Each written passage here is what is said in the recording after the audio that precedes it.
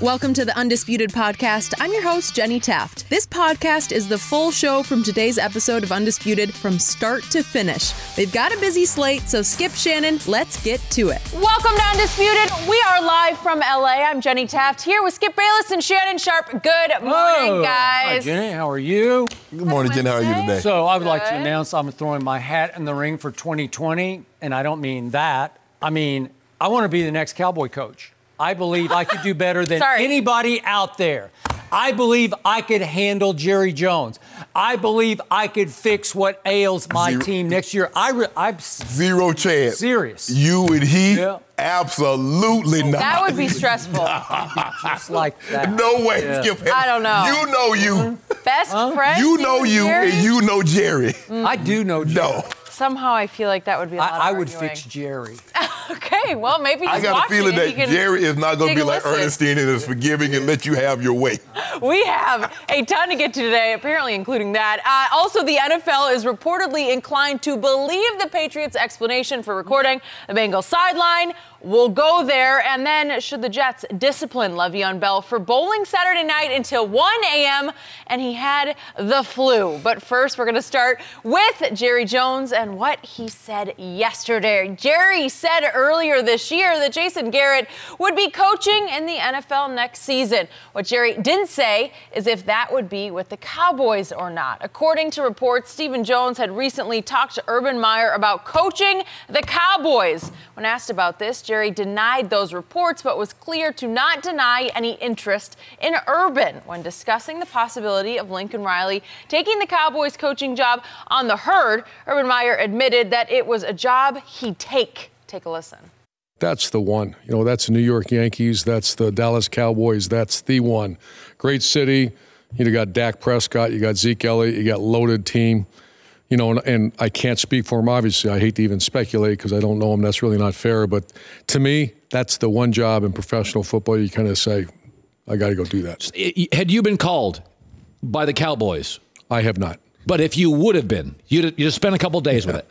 Sure. Absolutely. Okay. Yeah, absolutely. That one, yes. Shannon? Go, Urban, go. What do you make of all this? I'm disappointed. It bothers me that Jerry Jones has a head coach currently, and he's out there entertaining the opportunity. There's a speculation about other coaches. Skip, it's almost like you're married. Okay, you're going to get a divorce. But until you do, don't entertain other women. Don't humiliate your wife currently. Yep. If you're going to get a divorce, get the divorce. Jerry, there'll be plenty of time. Like you said, Urban Meyer even speculated, and I'll address him in a minute, that this is the one job, the Yankees, the Cowboys, there are certain Boston Celtics head coach, the Knicks, you know, used to be the Knicks, the Lakers, there are certain jobs, no matter who's the owner. No, he just left it at Cowboys, Yankees. That's it. You take the call. Yeah. Don't throw those Lakers in there. Whatever. You know you're going to take that call, Skip. You take those calls for the simple fact of the history and the prestige behind that brand.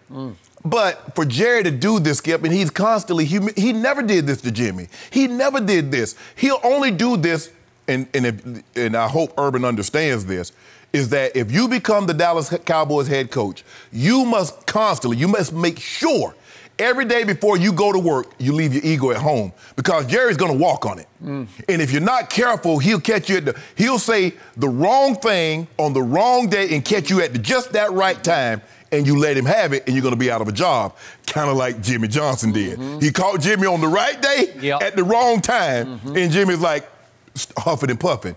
Skip, I'm disappointed in Urban Meyer because Urban has been a head coach for 17 years, and you know you don't speculate, you don't insinuate about another job as long as that job is currently employed. And he said, I hate to speculate. No, you don't, because you did it. You opened that can of worms. It was just a hypothetical. No, Skip. You said, look, I have too much respect for Jason Garrett and the coaching profession to speculate on a job that's currently employed.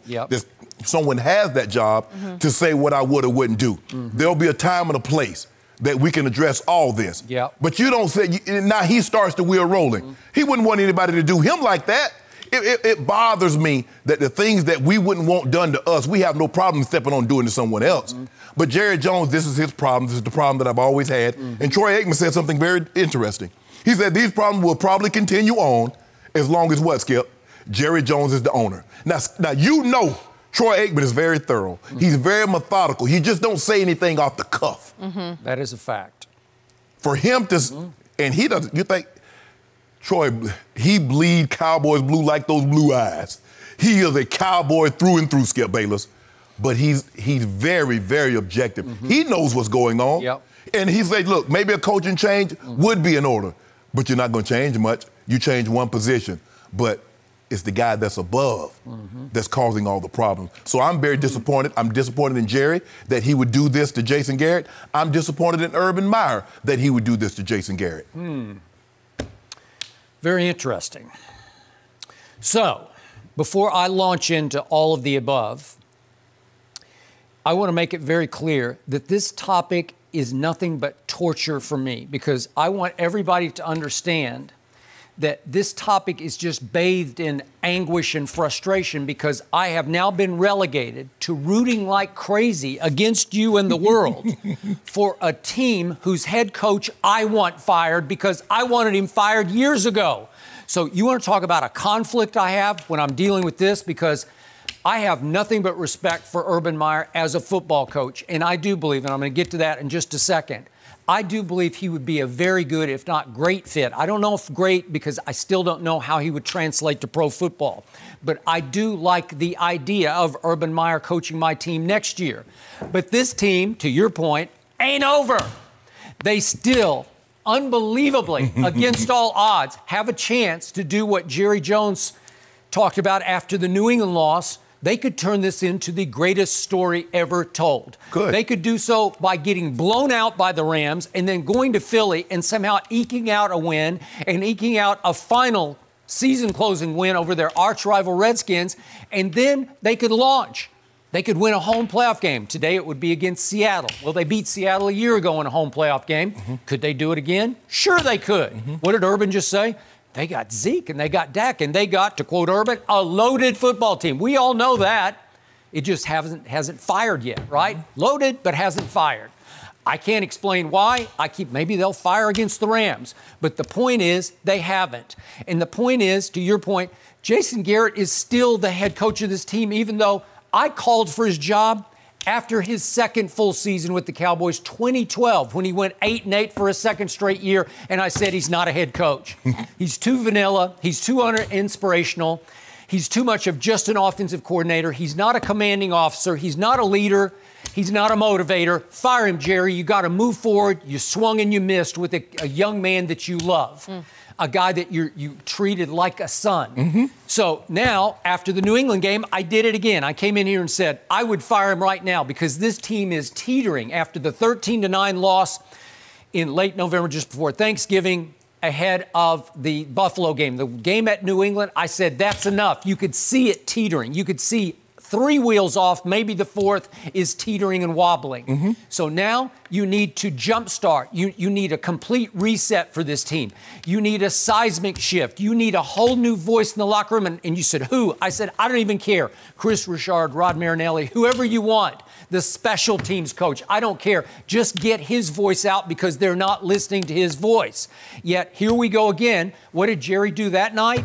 He was blubbering about Jason Garrett, right? Remember, we've had a football life together, and I want nothing more for Jason to get tears in his eyes talking about him. But Jerry has swung wildly from good cop to bad cop, because we've seen now lately mostly bad cop. Correct. He keeps dropping hints about how a coach is on life support who's still coaching a team that is in first place in the division. It's come to that.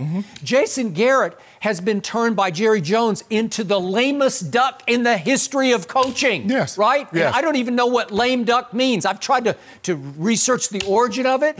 We all know what it means, but I don't know where it came from. What is a lame duck?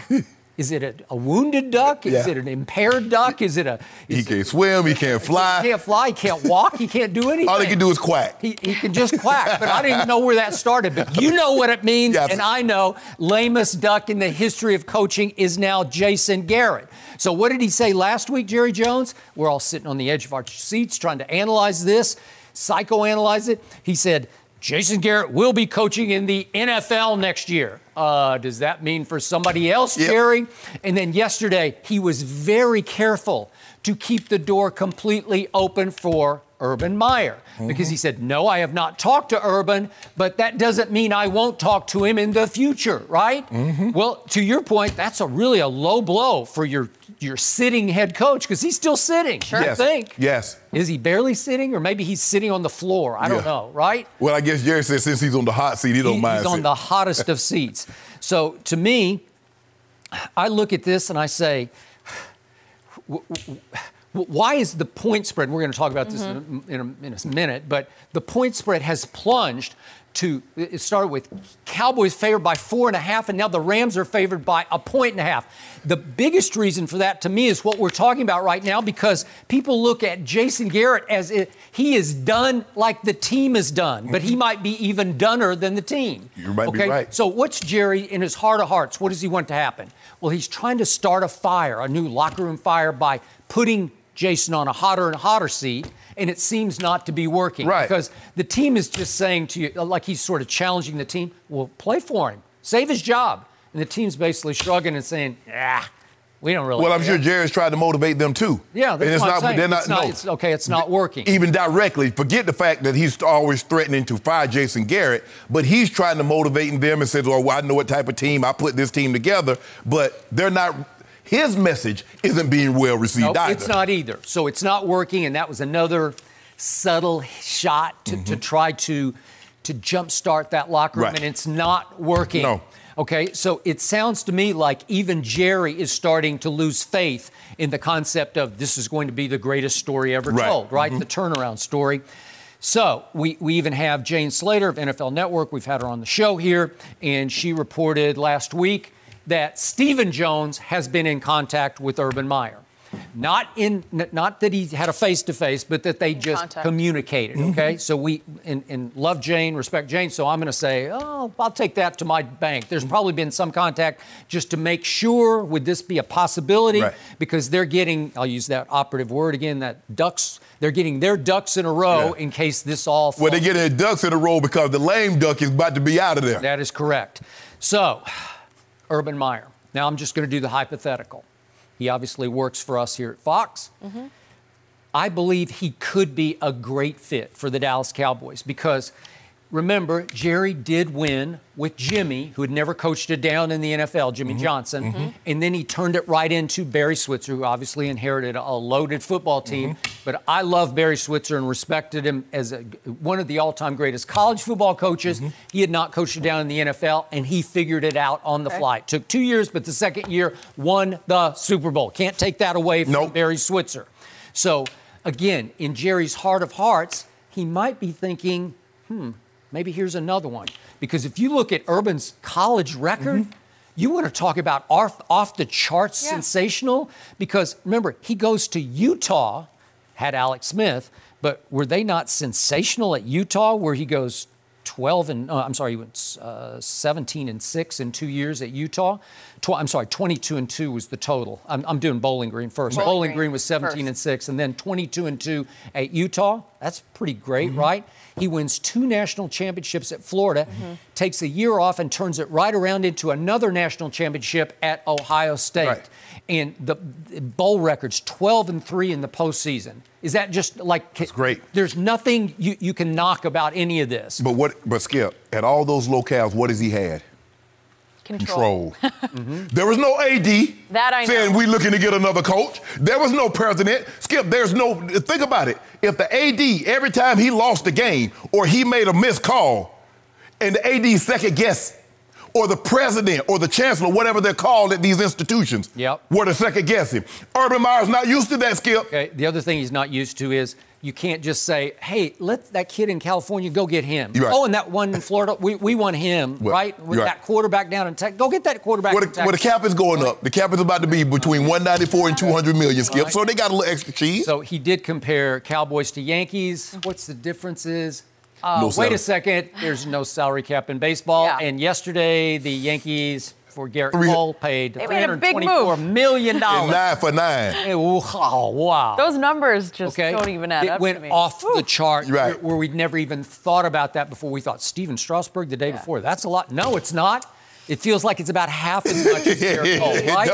It does. And once upon a time, David Price from Vanderbilt University, he got 217. 217. It's like chicken feet Right. Like a compared lot. to He's a Scarborough kind of too. Okay, there you go. So, but the point is, the Yankees can just go, right. Oh, we need that. And finally, they spent wisely because they actually went and got a starting pitcher. That was smart. And they got two guys making $300 million on the cap. They got Giancarlo Stanton. Remember, he had a $300 million contract that he took on. So, Urban, you can't do that with the Dallas Cowboys. But here, I'm going to go here with Jerry Jones. Jerry has a really great side to him, a very personal side, and you've felt it before. Yeah. He is a blast to be around. He is. He's also tough, stubborn, old, you-know-what. And yet, Urban has a really personable side to him. And I've been around him enough to know that Urban can be a really good guy. He's also a tough guy. But he has a very likable personality that I think could work okay with Jerry Jones. Jim Harbaugh, I've advocated him just because he had such a sensational run in those first 3 years with the San Francisco 49ers. There's never been anything like what Jim did. He went to 3 straight NFC championship games and should have won that Super Bowl over Baltimore. It came down to a controversial non-call in the end zone, uncalled pass interference. But you look at it, and he had the guts to switch horses, Alex Smith to Colin Kaepernick at midstream.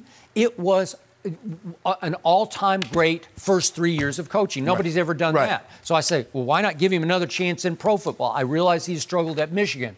Well, personality-wise, you want to talk about a tough guy, that's do it my way guy. I'm just not sure he would last 5 minutes with Jerry Jones, but Urban could. Jerry would cut the interview short. He might. Because you know Jim, you know how he is in his personality. Maybe Jim would cut the interview short. Somebody's walking up out of there before the interview is completely over. Okay. I'd argue that Urban, though, is even more in control than Coach Harbaugh. You could argue that, but I have experience, again, I've only dealt with Urban in nice settings, like not conflict settings, but he has a very good manner about him in sort of the cocktail party atmosphere. He can be very easy to talk to and get along with. It comes across very well on camera. But on camera and in cocktails is very different than coaching a football team and having your owner second guess everything that you do. Okay, but you know what all those coaches Jerry hired, what they thought when they were hired? I can handle Jerry. That's what they all think. No. They all do. But Skip, if you think about it, what he's mainly hired is Dave Campos, is Chan Gailey. No, but Jimmy, when he was hired, I know Jimmy is like, I can deal with this. I'll be okay. I'll tell him what he wants to hear. I'll keep him over here. No, you can't. He is a force of nature when it comes to running a football team. And as we're going to talk about this in depth later, but he said in his opening press conference in 1989, the Saturday Night Massacre, after he had fired Tom Landry, and he took the microphone that night about 8 o'clock Central Time in Dallas, Texas, and it went live on all the local TV stations, and he said, I'm going to know everything about this organization down to the jocks and socks. And he's still operating that way. He is the owner / general manager. / VP. Hands on. Yes. He wants to know every little move. If you're going to sign a third string tackle, he wants to know about it, and he has to sign off on it. Okay, so Urban would have to deal with that. But again, it's the New York Yankees. It's like, how do you turn down that job? Everybody said this exact same thing when Mr. Steinbrenner was alive. I could work for him. I could do that. I can play for him until you got there. And then you realize, money is, and the Yankees have always overpaid. They wanted Reggie Jackson, they went and got him. When they, Dave Winfield, they went and got him. Ricky Henderson, so they'll always overpay. And then when you get there and you have to deal with this man questioning your effort, questioning your performance, every time you have a bad game, all of a sudden that money doesn't look so good. Okay, but Urban's probably thinking, I could win right out of the box with that team. Give me that team. Give me that offense. I'll call the plays. It'll work. And look, Jerry's problem is simple as this. Some guys want to win, and they're happy with winning. Jerry wants to win, but I need to get the credit. Mr. Kraft says, I just want to win. I'll let you guys debate whether it's Tom, whether it's Billy. That's what he calls Coach Belichick, Billy, Bill. I'll let you guys debate that. Because at the end of the day, all the traders are in my office. But that's not how Jerry thinks, Skip. Jerry wants the credit. Jerry needs to, like you said, Skip, he cutting the check. He should make the decisions. I should get the credit. But he wants none of the blame. None of it. Every once in a while, well, you know, there's enough blame to go around. No, there's not. You cut the check. You take the blame. Skip, it's hard. It would be hard. I'm telling you, Skip, at some point in time, I don't care how nice a person is, everybody has a breaking point. And if you push them far enough, as nice as a person is, as nice as a person appears to be, there's also a side that if you get him there or get her there, they're equally. To that good side, there's an equal bad side if you push them to that point. But when you're talking about mystique and aura and America's team, Skip, this is the one job that's pretty hard to say no to. Yeah, Skip, I get all of that. And that's I get the mystique and I get the aura, I get all of that. But at the end of the day, the essence of a person is still a man's pride. Yep. You can't just constantly come out here and bash me. I don't give a damn how much money you paying me. You're not gonna continuously come out here and embarrass me because I got a wife, I got kids. Because at the end of the day, just remember, if you're winning, he's not going to embarrass you. He's going to be ecstatic. He's going to be your best friend and biggest supporter. Skip, if you think the Cowboys are about to turn into with Urban Meyer, with whomever, if you think they're about to turn into the Patriots, that's not happening.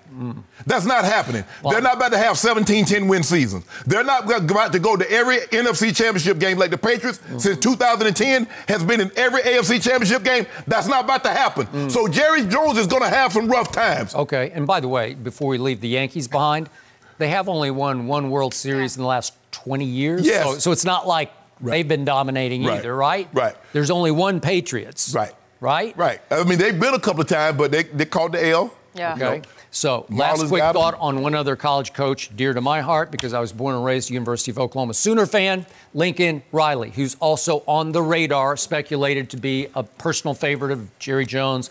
He wooed the grandson, the son of Stephen Jones, high school star quarterback at Highland Park, who wound up going to Arkansas. But again, Lincoln was wanting him to walk on at Oklahoma. My problem with Lincoln Riley is, and I love him as a play caller, he is a play calling wizard. Can you translate that to pro football? Can you call all the plays and be the commanding officer? I just don't. I know some try it. I know Doug Peterson's trying. Kyle Shanahan does it. Kyle Shanahan, and I know Andy Reid has tried to do it. Sean Payton does it. And it can work, but it's hard to work, especially for a young young man that young. But the point with Lincoln Riley is, it's still all offense and no defense. When Urban was winning championships, they had lots of defense to go with the offense, right? Yeah, the defense was loaded at Florida. He has the emphasis is always split between offense and defense, and I can't get it out of my head and my psyche. This Oklahoma team managed to make the Final Four again after giving up 48 at Kansas State and then coming right back and giving up 41 at home to Iowa State, and they shouldn't have won the game, but they survived on a two-point conversion that failed. And then they go to Baylor and give up 31 in the first half, and they trail 31-10 at halftime. It's not right. They're a little better on defense than they were last year when they were the worst. But Skip, if you look at the guys that call plays and they're the head coach, you look at Kyle Shanahan. Well, Kyle had an opportunity to learn from his father. He had somebody he could reach out to and understand that. You had Sean Payton. He went to Bill Parcells. So he had some of Andy Reid, Mike Holmgren. And those guys have all had really good defensive coordinators who took over the defensive side. So if you have, so I don't know who Lincoln Riley can rely on. I don't know how close he is to Stoops. He is pretty close to Stoops still. So, but coaching in college and coaching in the NFL, coaching 18-year-old Skip and coaching grown men with wives and kids is an entirely different element. I hear you. So I say again, I am available for this job. You should be disappointed that Jerry Jones is doing this to Red. I don't like that he's doing this, Skip Bayless. After all Red has done to me, I have no sympathy. I'm sorry. Skip, I don't know. Respectfully, if you have a hard time watching the games, I think you'd have a hard time on the sideline. Just saying. I could do it. Just worried about I'm serious about I don't think you could. I think I could do it. You can't change your jersey. You know why? Because you be too critical of a guy. You can't call a guy. You can't say, D, I'm removing the D from your lane, LaMarcus Lloyd, because you haven't made any sense. Maybe he'd respond to that. No, you can't do that. You're going to get swung on. Maybe an advisor. To the team, to Urban. I'm that already. Fair enough. No mercy. The NFL has begun its review of the recording that the Patriots production crew captured of the Bengals sideline on Sunday. And according to reports, the league hopes to make a decision on a punishment for the Patriots who admitted they violated NFL policy. It's also being reported that the league does not plan to severely punish the Patriots and is also inclined to believe the Patriots' explanation for recording the Bengals sideline. So, Shannon, does this surprise you? No, because the NFL is more inclined to believe teams rather than players. Skip, let's just say for the sake of argument, I'm in the NFL, and I hire this trainer to make sure my food, all my supplementation is taken care of. I eat what you tell me, I take what you tell me. I test positive. What does the NFL tell me? You're responsible for what's in your body. You remember what Roger Goodell told Sean Payton in Bountygate? Sean Payton said, I had no knowledge, I had no idea this was going on. Roger Goodell told Sean Payton, you're the head coach. Your job is to know. So now Bill Belichick is saying these video guys, now I don't know why they didn't show up in Patriot garb. They got Bruins uniforms on. Now let me tell you how this thing works, Skip.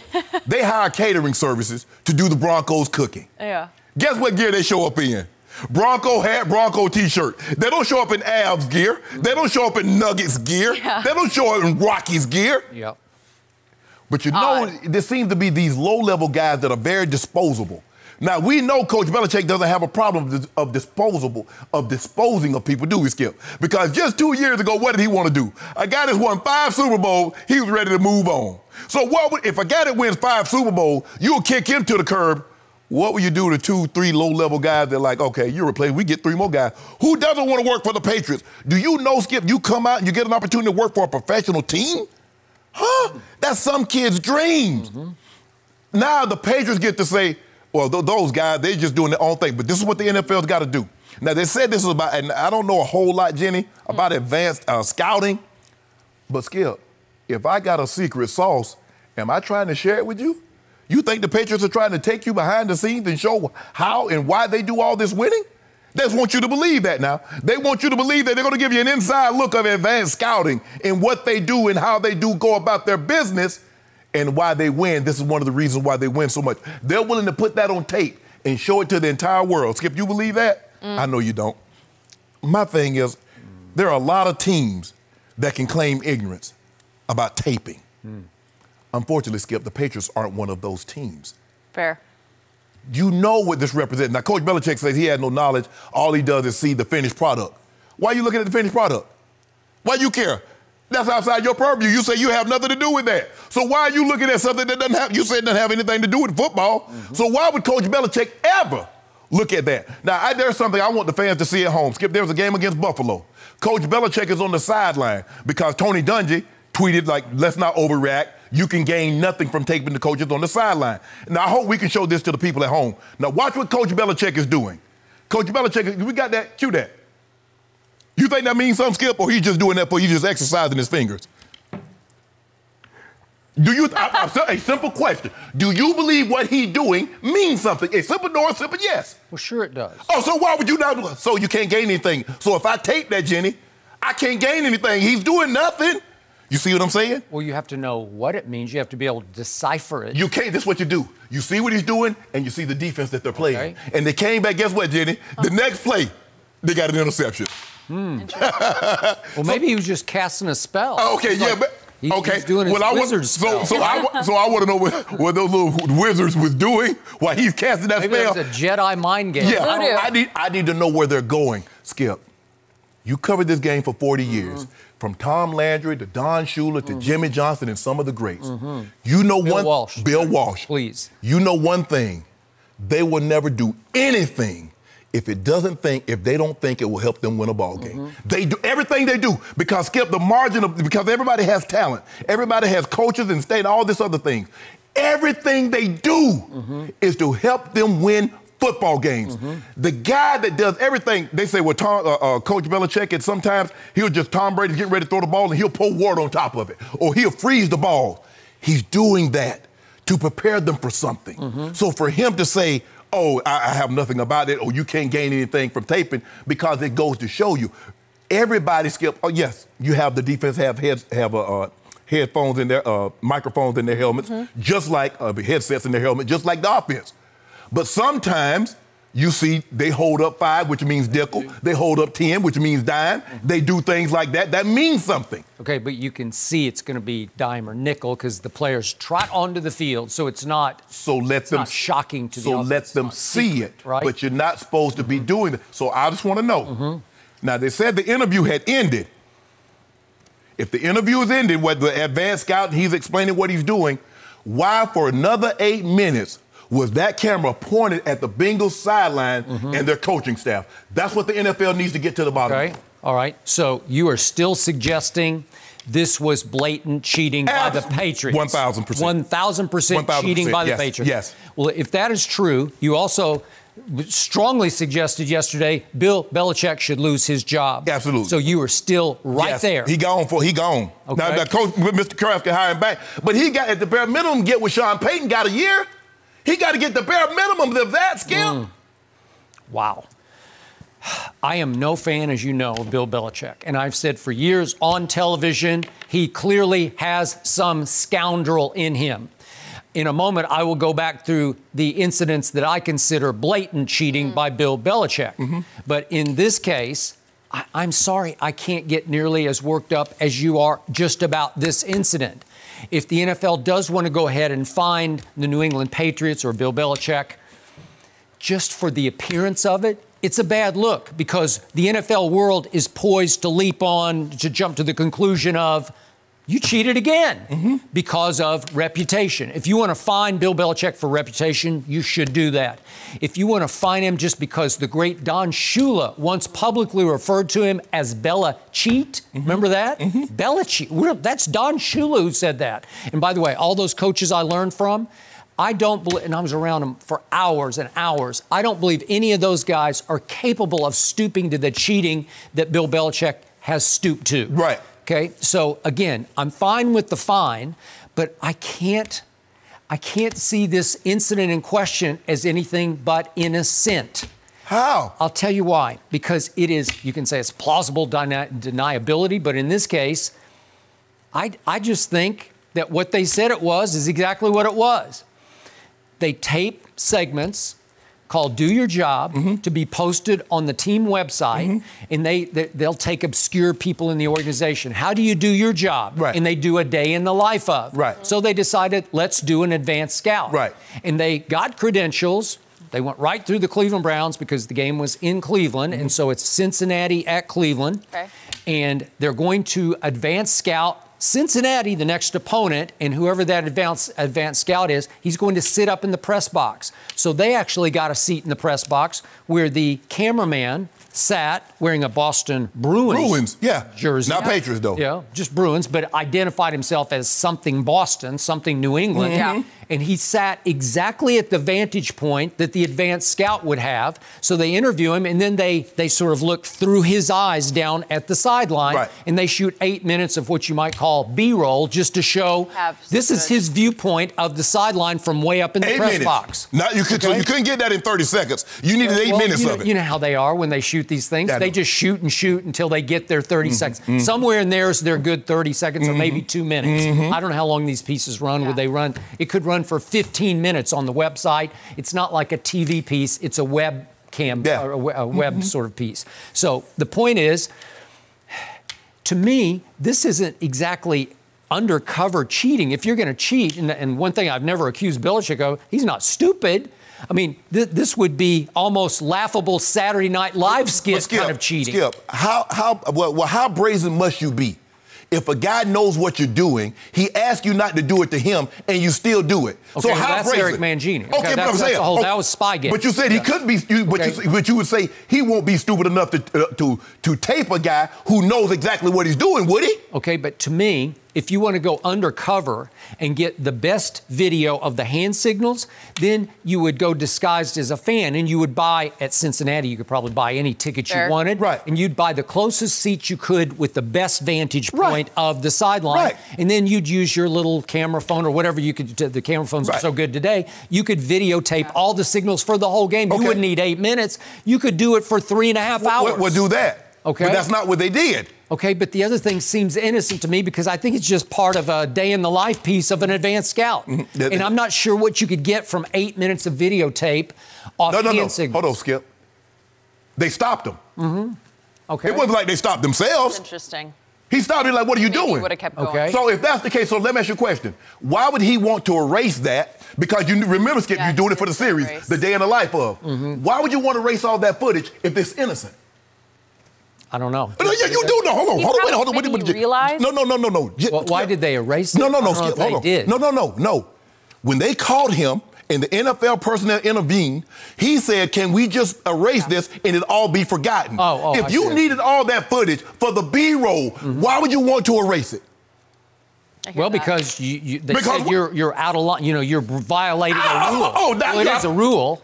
Oh, it is. Well, the Patriots admitted, well, we accidentally violated a rule. So these guys don't know what to shoot. They just go shoot. So let me ask you a question. When they shoot behind the scenes, do they just shoot whatever they want to shoot, or they shoot what Coach Belichick tell them to shoot? Okay, here's my problem with this whole idea.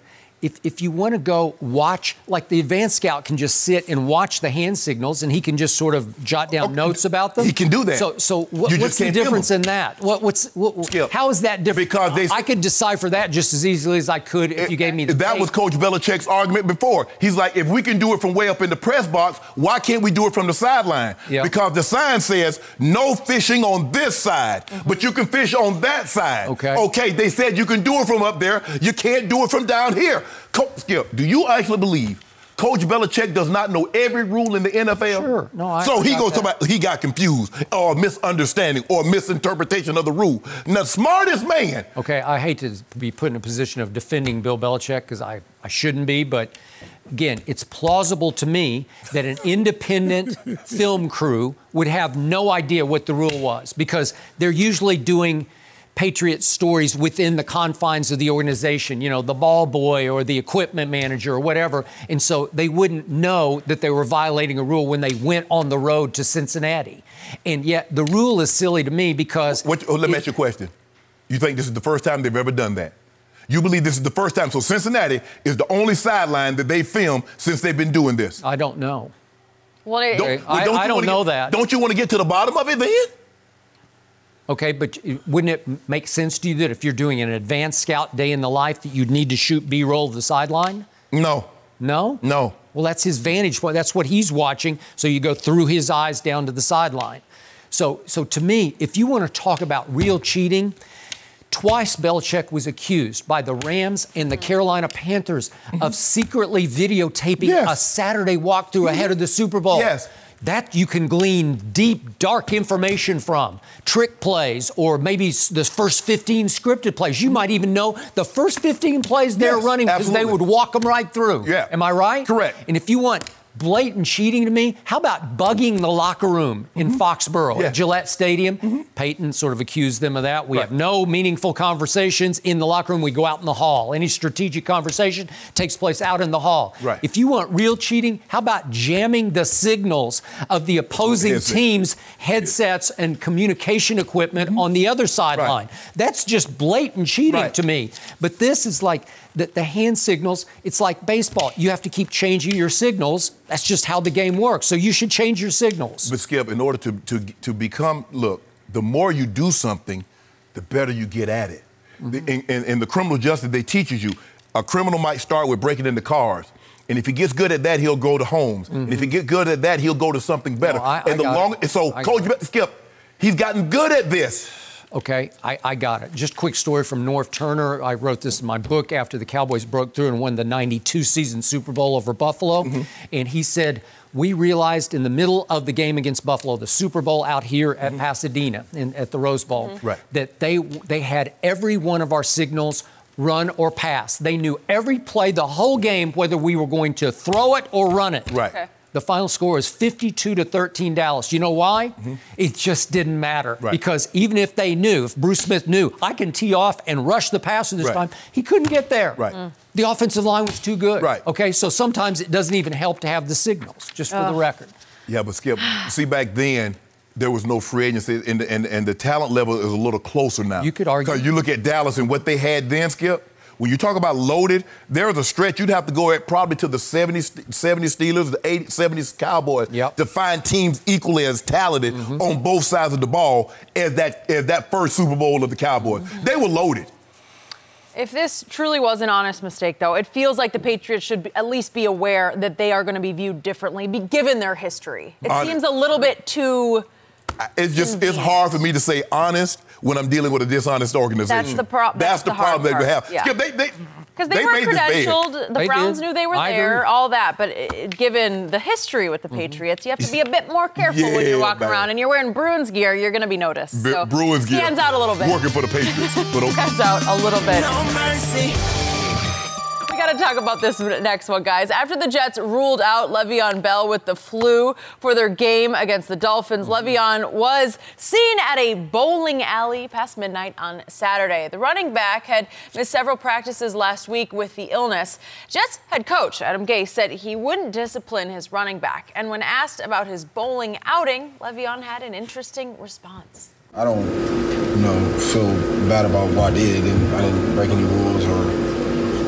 I wasn't a distraction until now that y'all see me bowling. So the bigger surprise, I rolled a 251 off the flu. That's the bigger surprise. Career high. That's my career high. 251 off the sickness. Well, Shannon, your takeaway from all this? Pittsburgh Steelers fans, now you see with all that talent with the big three, why you never won anything meaningful. That is true. I agree with that. There it is right there. So you don't need to ask, well, man, they had Le'Veon, they had AB, they had Big Ben, yada, yada, yada. Why didn't we win? There you have it. Skip, it's a terrible look. There's nothing that the Jets can do because, as they said, as Adam Gase said, well, he didn't break any rules. He was supposed to be, obviously, he's supposed to be at home, but he's sick. Now, he's so sick he can't play in the game, but he can go bowling. Le'Veon, you know that's a horrible look, bruh. And then you're going to try to play it off. It didn't come up with a distraction. You don't get to decide what's a distraction. While your brothers, your teammates are out there doing battle, they're getting their rest. They're in the hotel. It's curfew for them. You bowling. Skip, I'm knock on wood a lot for a lot of different things. But I am very thankful. Even with the money being paid to these athletes today, I'm glad I didn't play now. These guys don't care about winning. These guys care about clicks, likes, and how many, posts and all kind of foolishness, Skip. They don't care about winning. They're not going to win. And it explains why Adam Gase didn't want him. You see, Skip, it was reported that Adam Gase wanted no parts of Le'Veon Bell, but the general manager overruled him. This is why. This is why, Skip. This is, what kind of look is this? Can you imagine? I couldn't even imagine. I'm too sick to show up and do the show. But you find out that the night before the show, I got me a good old time. I would not be happy. I'm singing karaoke. You know I'm the karaoke. Would be happy. Skip, you know I'm the karaoke king, too. I'm the karaoke king. Since when? Who knew? Yeah. So that's what you do. That's not what I hear in breaks. Skip, it's not professional. And you can't lock a guy in his house. You can't say, okay, since you're not playing in the game, you go home and you don't come out until after the game. You can't do that, Skip. So I don't know how you find him, and if you tried to find him, the Players Association is going to fight you tooth and nail, and you'll lose. But, Skip, this is a terrible look, and this, you know what?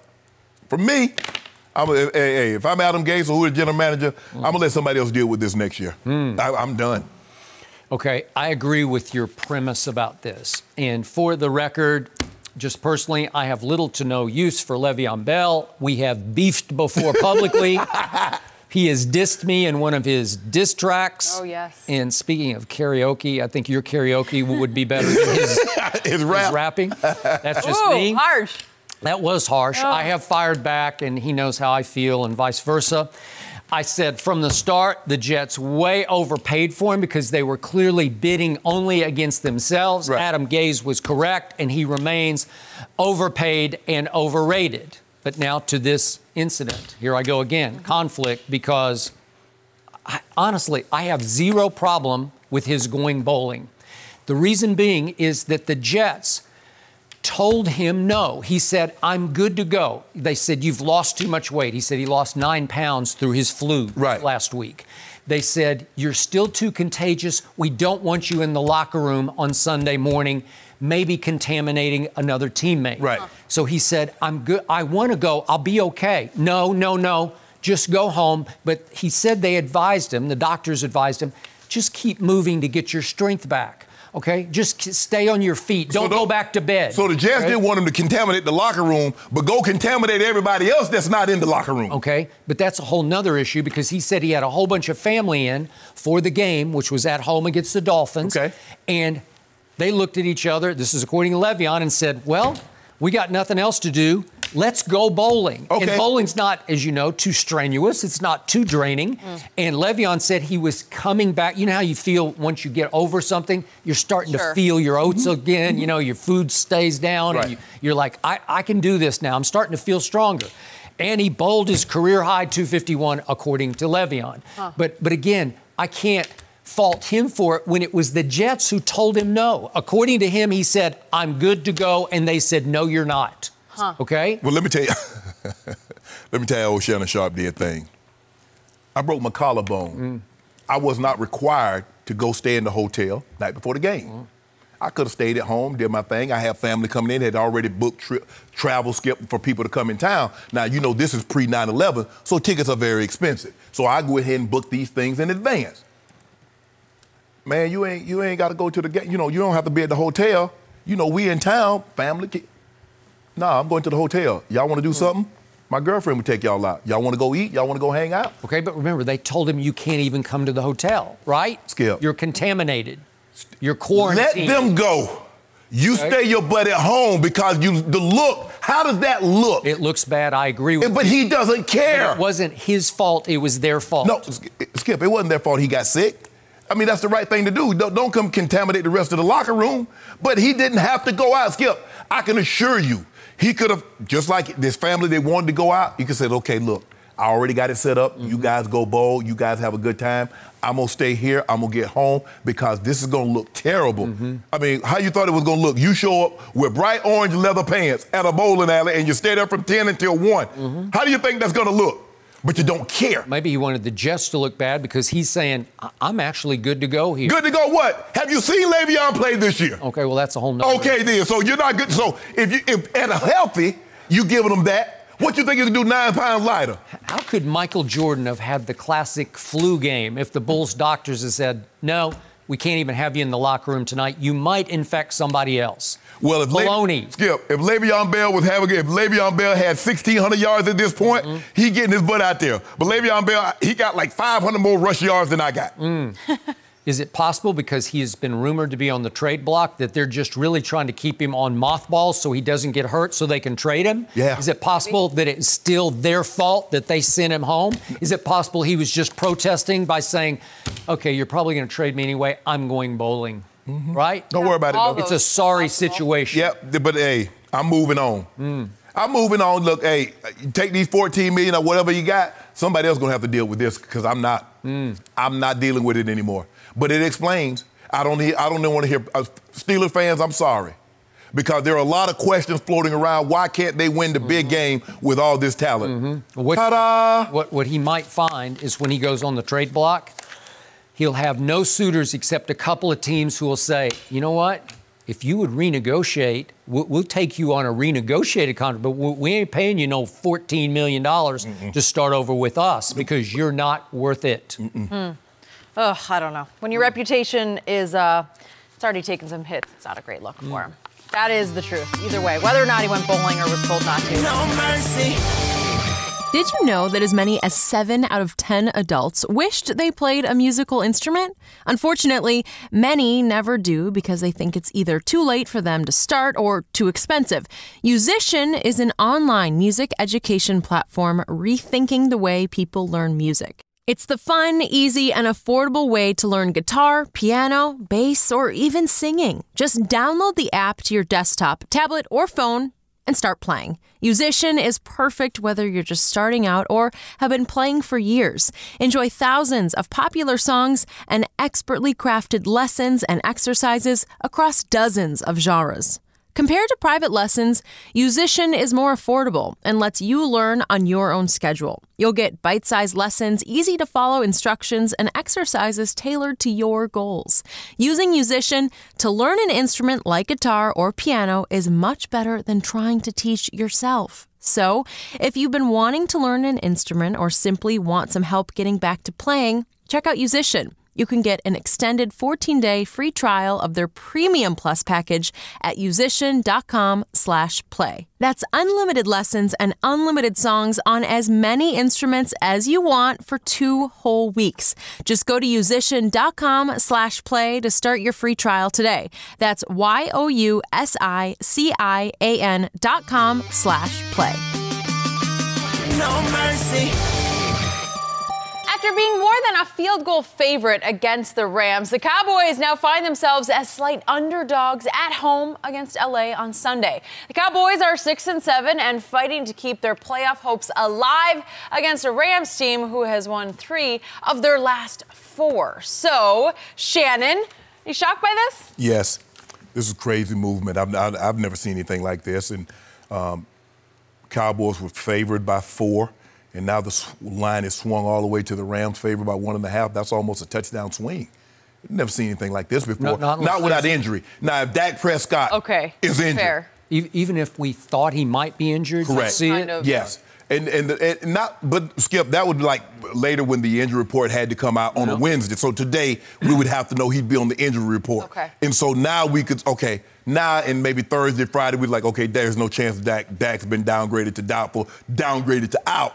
Maybe by Thursday, Friday, Skip, that line swings like that. But in the matter of 2 days, to see a line go from you're favored by 4 to all of a sudden you're getting 1.5 points? No, I've never seen anything like this. And but I think the thing is these big whales that swing the line have said, you know what? I've seen enough of the Cowboys. I just watched them against Mitchell Trubisky. I've watched the Rams play over the last month, and they're a better team than the Cowboys. And so I wish I could have got in on that -4. Well, you did. You got 5 cases on it. That's easy. Fair. That's easy. That's what matters around That's here. easy money with you, though. Really? Yeah. We'll see about that. He has the lead right now, just so remember. I'm going to get it back. Yeah. Once upon a time, I considered myself a gambler of sorts. And I won and I lost and I won and I lost. And I finally said, I don't want to do this anymore. It's just too dangerous. Exactly. But I have been following this from the inside out for a long, long time. And to your point, never, ever seen anything like this phenomenon without some serious injury involved at a critical position. Right. And remember, we're only to Wednesday. This could keep plunging the other direction until you talked about the whales, but there are things called sharps in Las Vegas, people call sharps. And at some point, if it gets to 3, Cowboys a 3-point home dog, the sharps might start saying, wait a second, I'll take me some of that. Give me 3 in the Cowboys at home. But maybe, I don't know, maybe it's to the point that won't even happen. Maybe it'll just keep on keeping on because of what you said. The eye test is screaming to everybody. They just let Mitchell Trubisky do that to them. And we just saw Jared Goff do that to Russell Wilson and company. Really? Yep. So you saw dominating Rams that we thought we'd see earlier this year. And you saw a Cowboy team continue to be exposed as frauds, right? Okay, so now we're back to what's going on here. For me, I can't tell you how much I love this. This is like heaven sent for me because it's the first time since Dougie Prediction, that I've had anything resembling what I tell you, external motivation. Remember, I needed Doug Peterson to virtually guarantee a victory at Jerry World on a Sunday night back in October for my team to come out like the proverbial house of fire and actually come out with conviction and urgency at kickoff. You saw it that night. They forced 2 early turnovers and took over and never looked back. And it's the only time it's happened in what are we up to now? 13 games. In 13 games, I got 1 to show for it. And that's not even very impressive because of what happened Monday night. So remember, Monday night was terrible for me because I needed the Eagles to win 44-0 because it's the only way to light a new fire in my locker room to create any urgency is for them to say, oh my God, the Eagles are back. They look like the team that we thought we were going to see when the season started. Instead, it took them overtime to overcome the, what are they now, 2-12 New York Giants. So to me, this is heaven sent because the point spread is just publicly shaming them because there's an outcry from sea to shining sea. You guys are pathetic. You have been exposed. You are frauds, and we're still, it's going worse and worse. Again, I don't know anybody who tracks these things, but I will bet you there's never been a wilder point spread swing without an injury. Interesting. Yeah. So what do I see? I hear DeMarcus Lawrence in my locker room yesterday saying, I'm here to testify. It's time for me to start to play because I don't know what's been wrong with me. And it's like, stop it. I don't want to hear it anymore. Right, you got $100 million. You got $100 million. The moment Jerry Jones slid that check in front of you, you should have said, okay, Jerry, I'm going to show you why you gave me this money. Yeah. He says, I'm embarrassed by the way I played the last 3 weeks. 3 weeks? Duh. Right, come on. 3 weeks? Yeah, the whole year. What do I keep saying? I took the D out of his name. He's just Marcus Lawrence. There's no D in DeMarcus. Yeah, these dudes. Right? Yeah, $100 million? Right? You gave him credit for it? Yeah, for one game. One game. I gave him one game.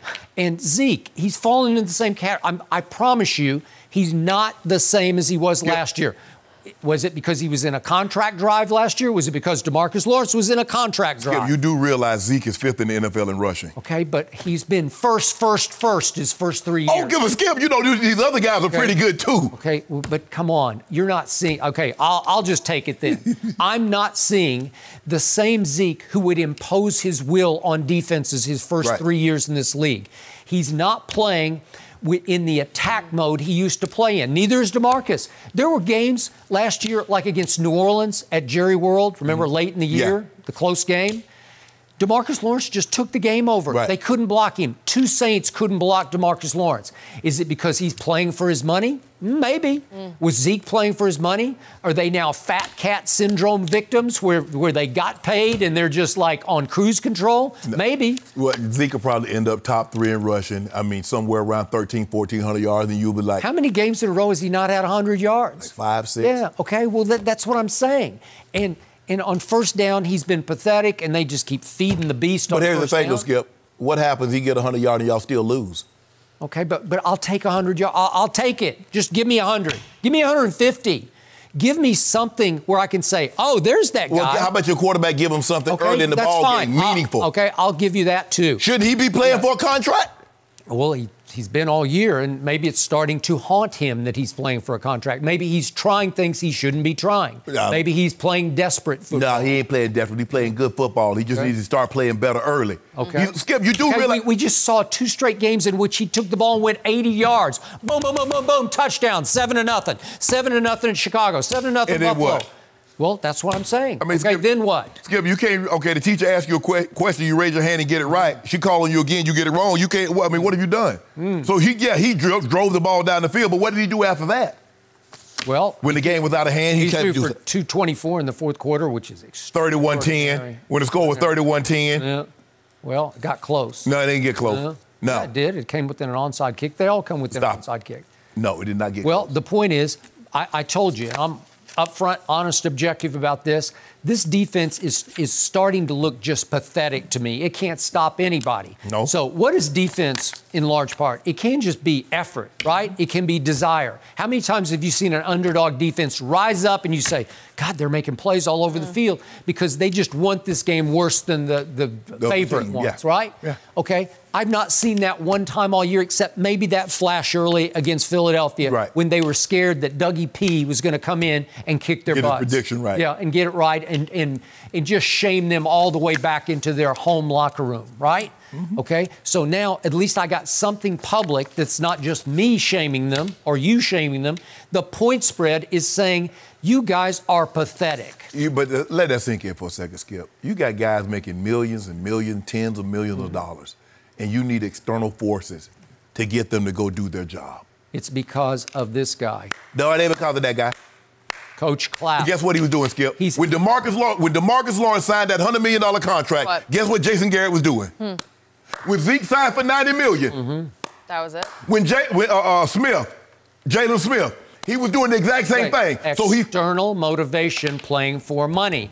But every game, every pregame speech is, we've got to protect the ball and we've got to play good defense. You do. We That's need like, to, yeah, you know, and it's just, you know what it is, and it just goes in one ear and out the other. It goes in one eye and out the other. And they come out flat game after game, except their quarterback says, okay, let's take the ball and go score. And they do. And then it's and like then what did the quarterback say after that? They look around at each other like, is that enough? Yeah, what did the quarterback do after that? Is the game over? Did we win 7-0? No, you didn't. Where your quarterback at? Okay, your defense has to go stop them. Okay. They did it one time because they picked Mitchell Trubisky off. Remember? You guys went down the field and scored. Where did they pick him off? Whoa, it doesn't matter. At the half-yard line, their own half-yard line. It kept them out of the end zone. Okay, so they get him all to Dak Prescott. Now, you told me the other day, remember he went like 96 yards, like 17 plays. So he's more than capable of doing that. Then what happened? They lost. Oh. They've been losing. Yeah, they well could lose their fourth straight game. Unless maybe this point spread finally ignites them. Something to motivate. Something. Them checks should ignite you. Well, yeah, it Well, should. they don't. That's actually what they don't do. That's what's so weird about it. But these distractions have to affect the locker room. I mean, Yeah. they have to. Like, the discussion of the coaching changes and Jerry's comments, I mean, that's distracting to play through. Skip. Yeah, I but hope they're motivated. They're being dared to play hard for their coach. Like, are you guys going to save his job or I'd not? fight for it. And they keep saying, No mercy. So the NFL has begun its review of the recording that the Patriots production crew captured of the Bengals sideline on Sunday. According to reports, the league hopes to make a decision on a punishment for the Patriots who admitted they violated NFL policy. It's also being reported that the league does not plan to severely punish the Patriots and is also inclined to believe the Patriots' explanation for recording the Bengals sideline. Fox Sports NFL analyst Greg Jennings joining us this morning. So, Greg, are you inclined to believe the Patriots' explanation here? Absolutely not. No. The only thing that I believe is that they understand that they broke the rules. Period. Like, period. Shannon, I was listening earlier, and you made a point or a reference to players versus teams. And I'm going to kind of go down that road, too, because as players, if you get fined one time in the league for socks or uniform, you get fined one time, it's $5,000 or whatever it is. The next offense you have, there's no explanation that you can give. There's nothing you can do that will tell them that they're not going to fine you again. And guess what, Jenny? That fine is then doubled. Yeah. It doubles every time. So when you continue to do the same thing over and over again, they don't regress. They don't go backwards. They don't go in reverse and say, you know what? I know you knew the rules, but we're going to give you another chance. Or I know you knew the rules, and we're just going to keep it at $5,000. No. They're going to implement the rules that are set in place. And so the issue that I have with this is that the Patriots understand the rules better than anyone, which is why there's a phrase that's often used called toe the line.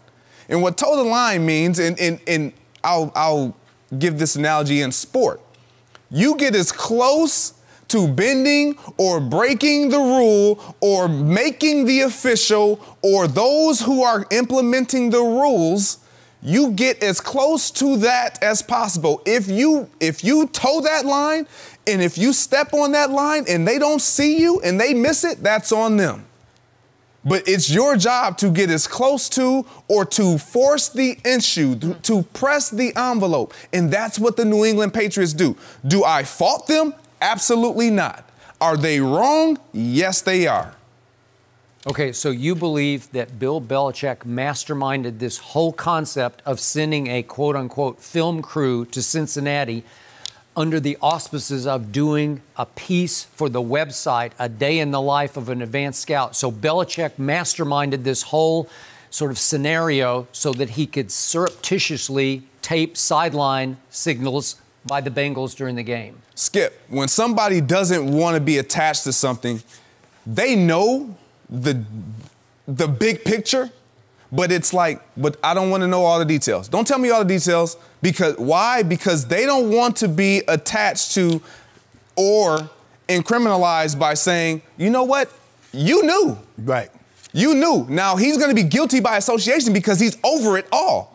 But you better believe Bill Belichick knows everything that goes on in that building. Period. No more needs to be said. There is nothing that, if a player does something, if a scout does something, if an employee does something, you know who gets to find out? Bill Belichick. You know if something is done outside of that organization, but it's attaching to the organization, who's going to be the first one to find out?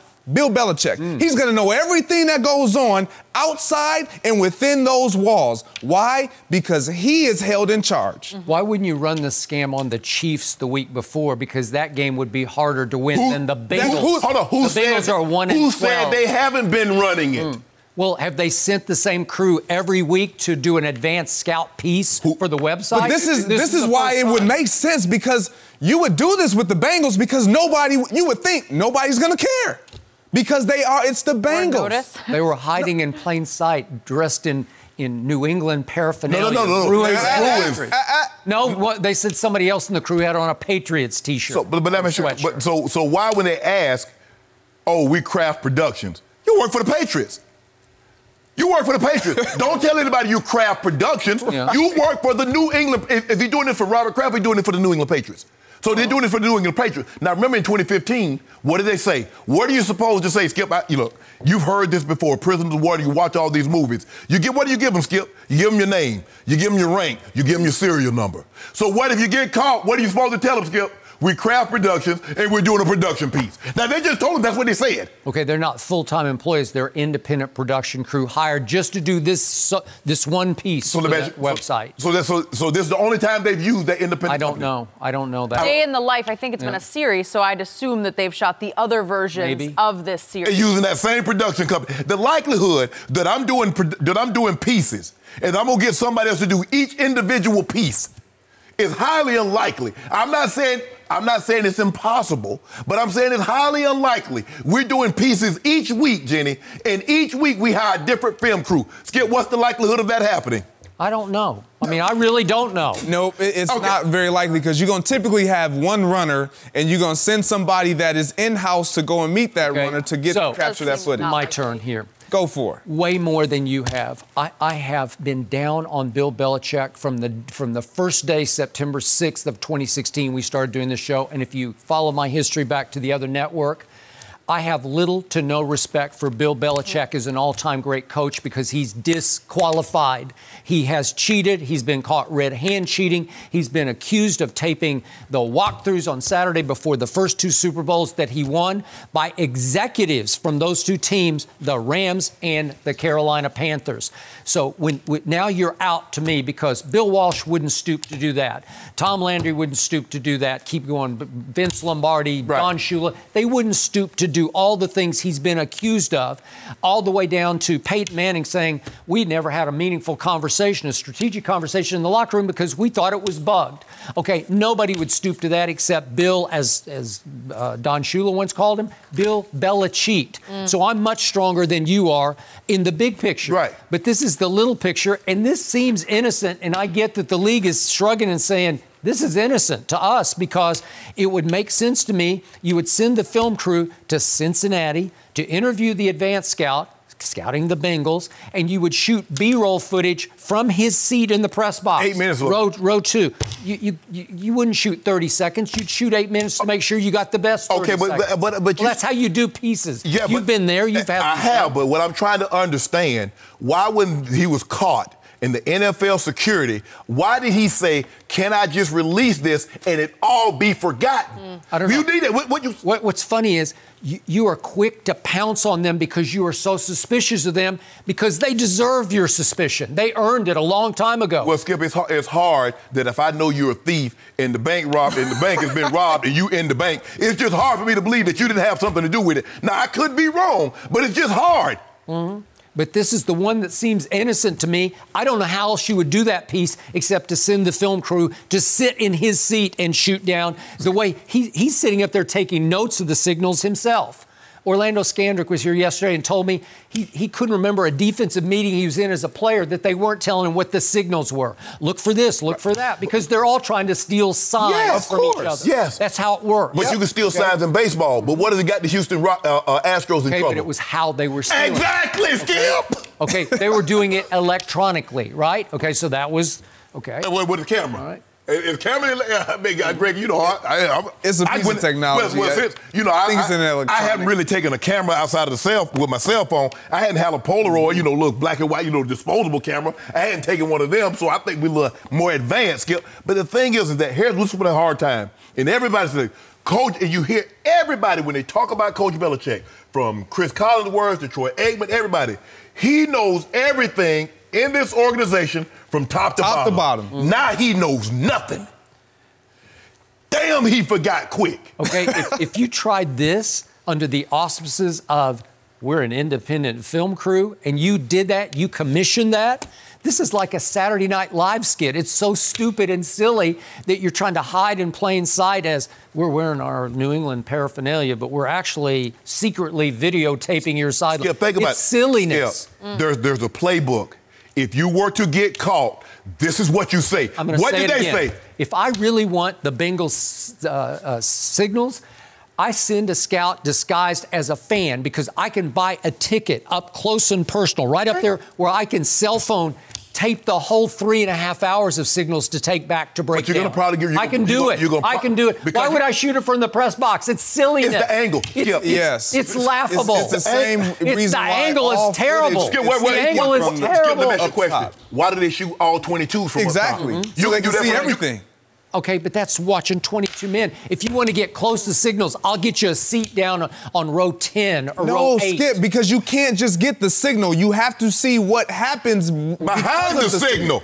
Okay, but that's, you can marry it up to the coach's tape. I get that. Yes, you can. But Skip, I know how it works. I've heard this from the inside out. Okay. More than you have. Okay. I have. I'm just telling you how it's done. Okay. I'm just telling you how it's done. I know how it's done. And again, I don't have any problem with people trying to steal signals. What I have a problem with is secretly taping a walkthrough, bugging a locker room, jamming the signals of the visiting team on the other sideline. That's what he's been accused of, and I have no doubt he's guilty of all of the above because he got caught red-handed in Spygate. But let me ask you a question. What was he doing in Spygate, Skip? He was filming signals from the sideline. From the sideline. Okay. So, but if you got no problem with him stealing signals, what's the problem? Okay, but that was a rule that Eric Mangini said, don't do it to me. Skip. It's okay, but I think everybody violates that rule. Skip. But Eric called him the week before their game at Jets and said, just don't do it to me. How about this here, Skip? They had sent a memo to all 32 teams. If you're taping signals from the sideline, stop it. Bill Belichick got that memo, and he still did it. So you say, well, who's that brazen? Bill Belichick, because Roger Goodell sent a memo, all 32 teams. If you're taping signals from the sideline, stop it immediately. He continued to do it. Skipper, you ask if he's that brazen. I believe every team has tried at various points to tape signals, to videotape signals. I just believe they all do, but they have not tried to secretly videotape walkthroughs before Super Bowls. This is Patriot privilege. They understand, look, we mean too much to this league. We've had too much success, and the way we go about our success is the way that most teams should go about their success. We just are a little more strategic and smarter. If we get caught, okay, we'll deal with it and we'll try to handle it the way we see fit. In the NCAA, if this were to happen, they get banners taken down, they get championship strips, they get all this stuff stripped. The Patriots get caught. Nothing ever happens. So you say, you know what? It's just a slap on the wrist. It's like me getting pulled over by the police. They're going to end up saying, oh, that's Greg Jennings. He all right. Yeah. You're good. Just slow down. They say that? Yeah. Oh, wow. They don't say that with me. Because I do the speed limit. Do you? I follow the rules. Yeah, I'm a rules follower. I heard you're kind of like a grandfatherly driver. Don't worry about all that. Don't let me catch you on the road, though. Don't let me catch you on the road. That's all I'm saying. You guys see me driving on the road. No shot. Oh, okay. In your Volkswagen bus. We don't need to compare driving styles right now. They are reviewing the footage, though, and I think it does matter what the footage looks like. We haven't thought about that. What are they focusing on? I mean, it could depend. Yeah, what if they're not looking over the shoulder? What if the advanced scout is not in the camera and they're looking over your shoulder? What we're actually seeing could matter in this. So there are a lot of layers, and we'll have to wait and see what the NFL decides. No mercy. The Cowboys have lost 3 in a row and 4 of their last 5 games. Despite this, their playoff hopes are still alive as they sit atop the NFC East, tied with the Eagles at 6-7. On Sunday, the Cowboys host the 8-5 Rams, who are fighting for a wild card spot. Then next week, the Cowboys travel to Philly for a game that could decide the division. We've been talking about that one plenty. Greg Jennings still with us. Greg, are the Cowboys essentially finished if they lose to the Rams this week? Believe it or not, no. No, they are not. And this is, if they were to lose, I still do not trust the Philadelphia Eagles. The Eagles, I don't care who they have, and the most important thing is where they're playing. They're on the road. So they have to go to the Redskins, who I think it was opening week. So you don't trust the Eagles this Sunday? I don't trust the Eagles this Sunday. At all right now. Okay. When you look, no Alshon Jeffries, no Lance Johnson. Lane Johnson. You're losing so many vital pieces, and even with those pieces, Shannon, you've struggled. You've struggled even with those pieces. And so I look at the Rams. The Rams are playing good ball right now, but they have to go to Dallas. Now, even if Dallas loses, I still trust the guys in that locker room. Let's eliminate the coach for a second. I trust the guys in the locker room, the players, to get it done. And if they had 2 more games left, let's say they lost, I still trust them to go to the Eagles and take care of business. And then the last game of the season against the Redskins. I do not trust the Philadelphia Eagles, period. I can't disagree with him, Skip, because the simple fact of the matter is that game at the Dolphins, because you really could have put some pressure on you could have really put some pressure on the Cowboys. Now, had the Eagles won that game against Miami, won this game, and the Cowboys lose, I'd like, yeah, Skip, they done. But when you look at it, they can lose and still go, they can lose this game at the Rams, go beat Philly, and they're still in first place in the division, and now they take care of business at home against Washington. They win the division. Skip, in 97, we lost 3 of our last 5. We were 9-1. We had the #1 seed. We were riding high. And then 3 of the next 5 we lost. We go from being the #1 seed to a wild card. Wow. Won the Super Bowl. The following year, we start out 13-0. We lose 2 of the last 3. Going to win the Super Bowl. So all is not lost. But what was your record those years? Do you remember? We were 9-1. We ended up being 12-4. That'll work. But still, think about it. 12-4, you're a wild card. Okay. So what was the other year? 14-2. Okay. My team is currently 6-7. But see, Skip, we were made of something different. Well, you were, and I can't argue that. But you know, the biggest thing was we didn't have to worry about our owner chirping. Talking about firing Mike and these players and yada, yada, yada. He just sat back in the background, Mr. B sat back in the background and said, watch this. And now you'll be able to write this story. So, I've mentioned this before, but I learned my football from Bill Walsh, Tom Landry, Don Shula very early on in my career. And the first thing I learned from any of those great coaches was it's very important to catch fire late in these seasons. You were there with your team. Absolutely. You have to, something has to ignite in your locker room and then on your sideline and in your huddle and on the field where all of a sudden you can't even put your finger on the good part of it, the way Dak says, I can't put my finger on what's wrong. Right. But when it goes right, it just goes contagious right. And usually, history shows you need to catch fire late to make a big run. Now, sometimes if you've won a lot of games early, you might have a lull, you might hit a slump, but you can jumpstart, you can reset because you already had a reservoir of good, of good feeling that you built through the year. My team has built no reservoir. It has one quote-unquote signature win over the team you don't trust. And the team I don't have a lot of respect for, the Eagles, who have enabled my team all year long to play with no urgency, no real emotion at kickoff. They just sort of go through the motions, and it usually gets them beaten. If they get beaten badly by a suddenly hot Rams team, I'm just not sure you can dredge back up enough confidence to even go to Philly and win that game, because history would scream to you they won't be able to. Because at some point, you lose all faith in anything you're trying. Who are we? Do we run it or do we pass it? Can we defend anybody? We couldn't stop Jeff Driscoll or Mitch Trubisky. Well, I don't even call him Mitch anymore. He's Lamar Trubisky to me, because that's who they turned him into. Skip, at some point in time, Skip, think about this. They were thinking about putting Josh McCown in, the backup quarterback at receiver. Right. Skip, you can't keep trotting out 3 tight ends and Greg Ward. And you don't think Dallas knows that? You don't think they're watching Monday Night Football and they see the breaking news? Alshon's gone for the year. Right. Hey, we're golden again. Right. We're good. We don't have to. We don't even need the Rams game. Right. What if you get embarrassed at home?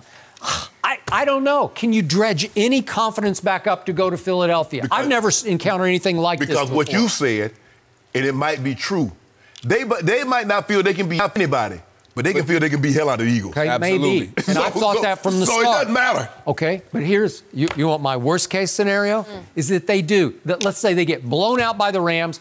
They somehow go and beat those damn Eagles. And then they come home and play their arch rival, and they lose to Washington. And but Washington's suddenly playing pretty well. But they still will have won division to get a home playoff game. Okay. Yeah. Yes, because all they got to do is all they got to, because see, once they beat Philly. Yeah, that's two over Philly. Now if Philly wins, they'll still win. They'll still. I got to look at that. Yeah, I'm not sure about the math on that one. The issue is because they have a better division record. The issue is Philly. It's not even really Dallas. It is Philly, and everything that you said about your Cowboys is why the Cowboys still feel like, well, we're good because Philly's even worse off. Right. They're even worse off. We at least have all our horses in the stable. Yeah. I got it. Philly, what do we have to fight with? Shannon, wait a second. On the math on that? With my scenario, Philly would finish 8-8, and my team would be 7-9 if it blows the game to the Redskins. I think they would just lose. You say lose 2 of the last 3. Oh, yeah. So you would only only win 1 game at Philly. At Philly. But you would have lost 4 or 5. You had lost 5 of the last 6 games. 5 of the last 6. That could happen. Because I wouldn't be shocked at all. Dallas just got to finish with the same record as the Eagles. And because they would have swept the Eagles, they would have won the division. Yeah. But yes, if they lose this game, beat but see, here's it, they're both 6 and 7. Yeah, Washington, Philly would win because they would win this game and then win the last game. Essential to the Cowboy victory formula would be win at Philly and come home and take care of the Redskins. Correct. Which might not be an easy task because, to your point about Philly has to go there, they're playing better. They are. They're legit. They are. They're running the ball. They are. Bill Callahan has them running the football now. They're not just dropping it back and throwing it 35, 40 times. I respect Bill Callahan. And I covered his Raiders team that got to the Super Bowl, and I know they got annihilated and embarrassed in the Super Bowl by John Gruden, the ex-coach of the Raiders.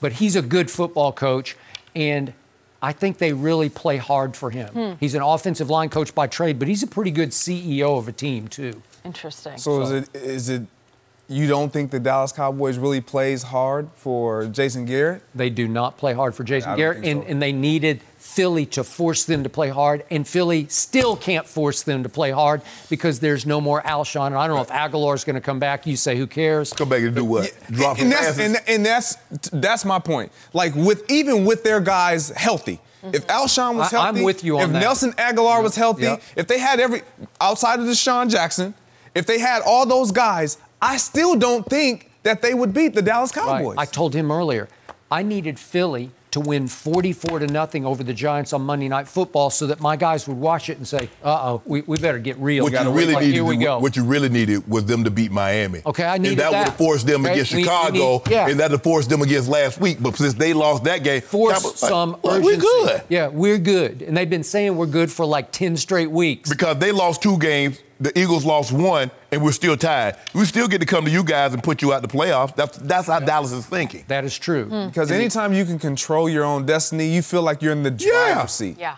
I don't got to hope for anything. I don't got to hope nobody beat Philly. Exactly. We can take care of Philly when we see them. Okay, so again, my point I've been making to you all along is if my team loses especially badly to the Rams, which is possible, the point spread's screaming they are going to lose badly, well, then what evidence will I have? I keep asking you, what is my evidence?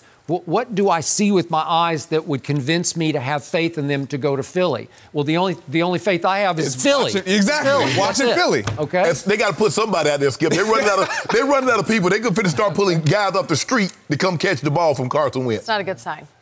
Maybe the fact that they're underdogs, though, will serve. Maybe. But if anybody can do it, don't walk into him, can. Yeah. You saw what he did Monday night in the rain. He was bouncing. Oh, no, walking to him. Yep. I said, look here, you got to live up to your name. Yep. And then he literally started walking into him in the man. Yeah, he walked that thing to Greg Ward. I can't throw the wet football, but I'll just walk it to you. Okay, what about the one he hit Greg Ward in the end zone? Hit him in his hand. Yeah. And he whoa. Oh, really? Yeah, I thought he was in the circle the way he was juggling the ball. Yeah, you got to catch that. I saw him hit Zach Ertz twice in the end zone because nobody covered Zach Ertz, and I don't know why. They find a way to get it done. But well, you'll get a chance to see why next week. You'll see why they can't cover. One thing Dallas can do is they can actually double cover Zach Ertz and make it hard on him. I don't know. They've always you can because they got nobody else to take that pressure off him now. They took him away the first game? Yeah, for the most part. It was reasonable. Okay, yeah, they I mean, he they got some passes two late. home games left. Dallas, just get. Come on. Just get one of the home games and take care of Philly. I want to know what the vibe is like there, Jerry World nowadays. Jeez. Okay, Greg, so nice to have you. As always. No mercy. It's no secret that the Patriots have struggled offensively this season. They rank 15th in total offense and 23rd in rushing yards. And Boston sports radio station WEEI sliced up the blame pie for New England's struggles. Bill Belichick and Director of Player Personnel, Nick Caserio, were given 30% of the blame. Tom Brady was given 20%, followed by offensive coordinator Josh McDaniels, and the offensive line getting 15% each. The wide receivers and running backs were each given 10% of the blame. So, Shannon, is this the right way to divvy up the blame? No. And what I'm starting to see, and my grandfather used to say this all the time, he said, boy, people will never divvy up credit correctly like they will blame.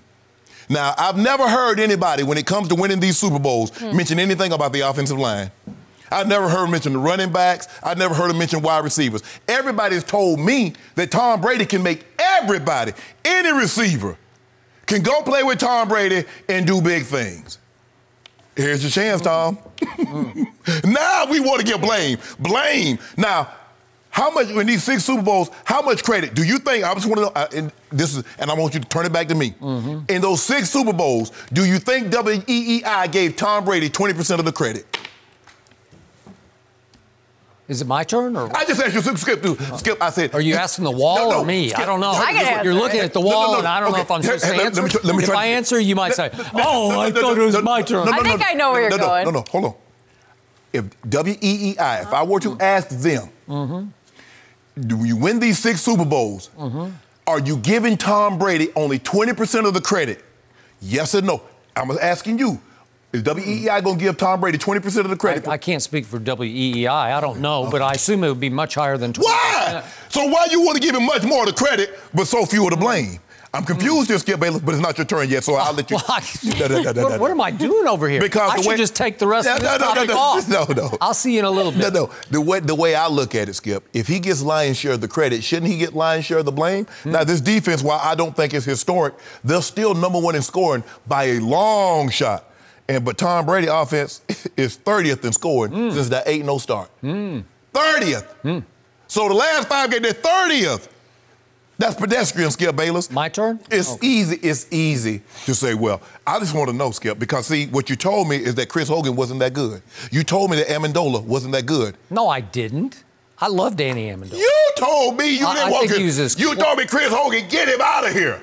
You told me last week, you told me get out. Now you're putting words in my mouth. You told Chris Hogan, Chris Hogan? Who is he? I told you he could run. 7-11. But now you want him. Always open. Okay, so now you want him. Yeah. I mean, he ran 4.5. So, look, Skip, of course, when you lose Gronk is arguably the greatest tight end to ever play. There's no replacing that. But look at what he won the Super Bowl. Now, if I'm not mistaken, Skip, I'm going to let you have it after this. You take as much time as you need. They were down 28-3 against Atlanta. There was no Rob Gronkowski. He had Julian Edelman and James White. But there was a guy that never played another game that had 5 targets, 4 first-down catches, Malcolm Mitchell. Now, did anybody say, oh, Malcolm Mitchell, he's a must-have? After that, he never played another down. Got hurt, had a knee injury, couldn't play anymore. I thought he was really good. So all I'm asking If you want to give Tom Brady only 20% of the blame for these woes, you must only give him 20% of the credit for those yo's. Take it away, Well, Counselor. that was deep. I don't know if I can follow that. You can't. I'm not going to give 20% of the blame to Tom Brady. I'm going to give 15% because I'm going to give 75% to the guy who deserves it, the guy who buys the groceries and cooks the meals, Bill Belichick. That's he was, what did you tell me before? He knows every move this team makes. He does. Every little move. Every. He is responsible for that roster from top to bottom. Bottom includes Gunnar Olszewski, who was actually had a big role in this offense until he got hurt and is on IR. I never thought I would see the day where Tom Brady would miss Gunnar Olszewski. He was actually playing a lot of wide receiver for the New England Patriots, as well as giving him a little spark as a punt returner. He's gone. We miss you, Gunnar. We needed you. I think Brady picked him out of the crowd before a game and said, what's your name? Gunnar. Oh, come down here. See? One of those guys. So here's the point. Bill Belichick had to see all this coming because you can't go forward with a group of wide receivers with an aging Julian Edelman as number one, and he now leads the whole NFL in drops. The Patriot receivers as a group lead the whole NFL in drops.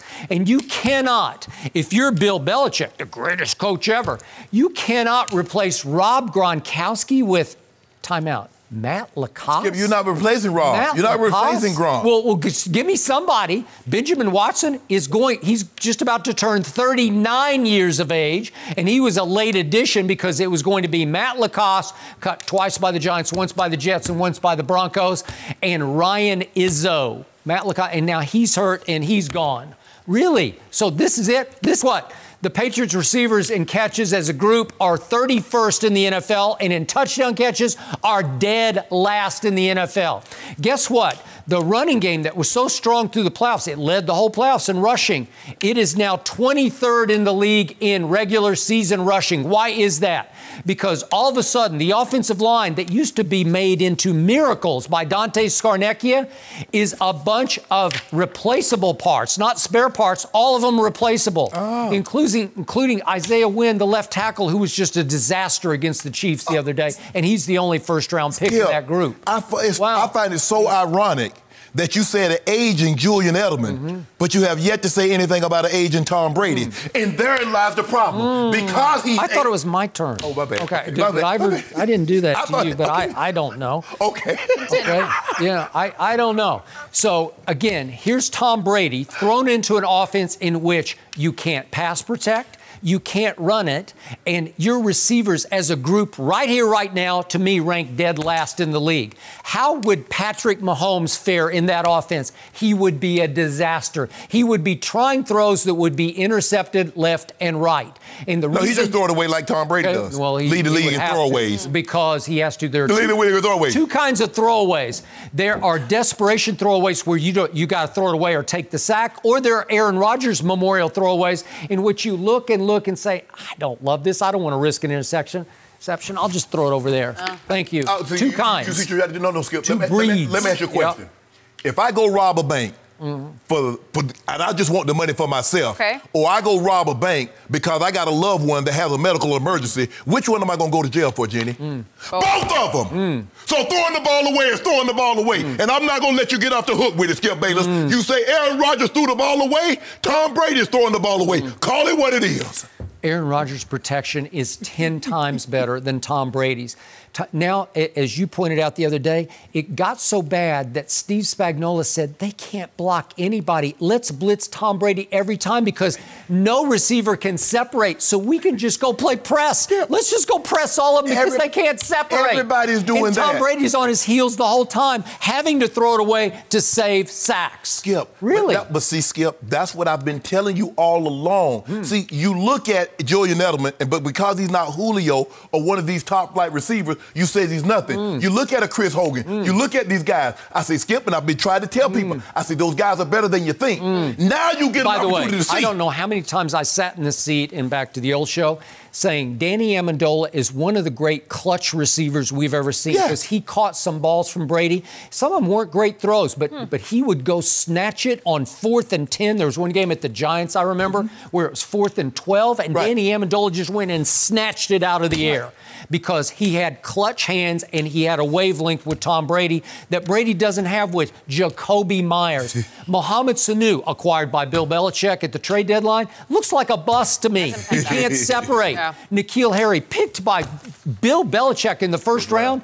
He played a grand total of 2 snaps on Sunday. Please help me out. Why was that? He's the only electric player they have on the roster at receiver. But you know, in Coach Belichick's tenure, they've never valued receiver. How many years did it make Danny Amendola take a pay cut just to stay on the roster? And finally, after he's like, that's enough is enough. I'm not taking a pay cut. I'm going. He's a free agent, and he went. He went to Miami. I think he went to Miami first, got money, and then when he ended up in Detroit. But Skip, that's what I've been telling you. Everybody says Tom Brady can make anybody.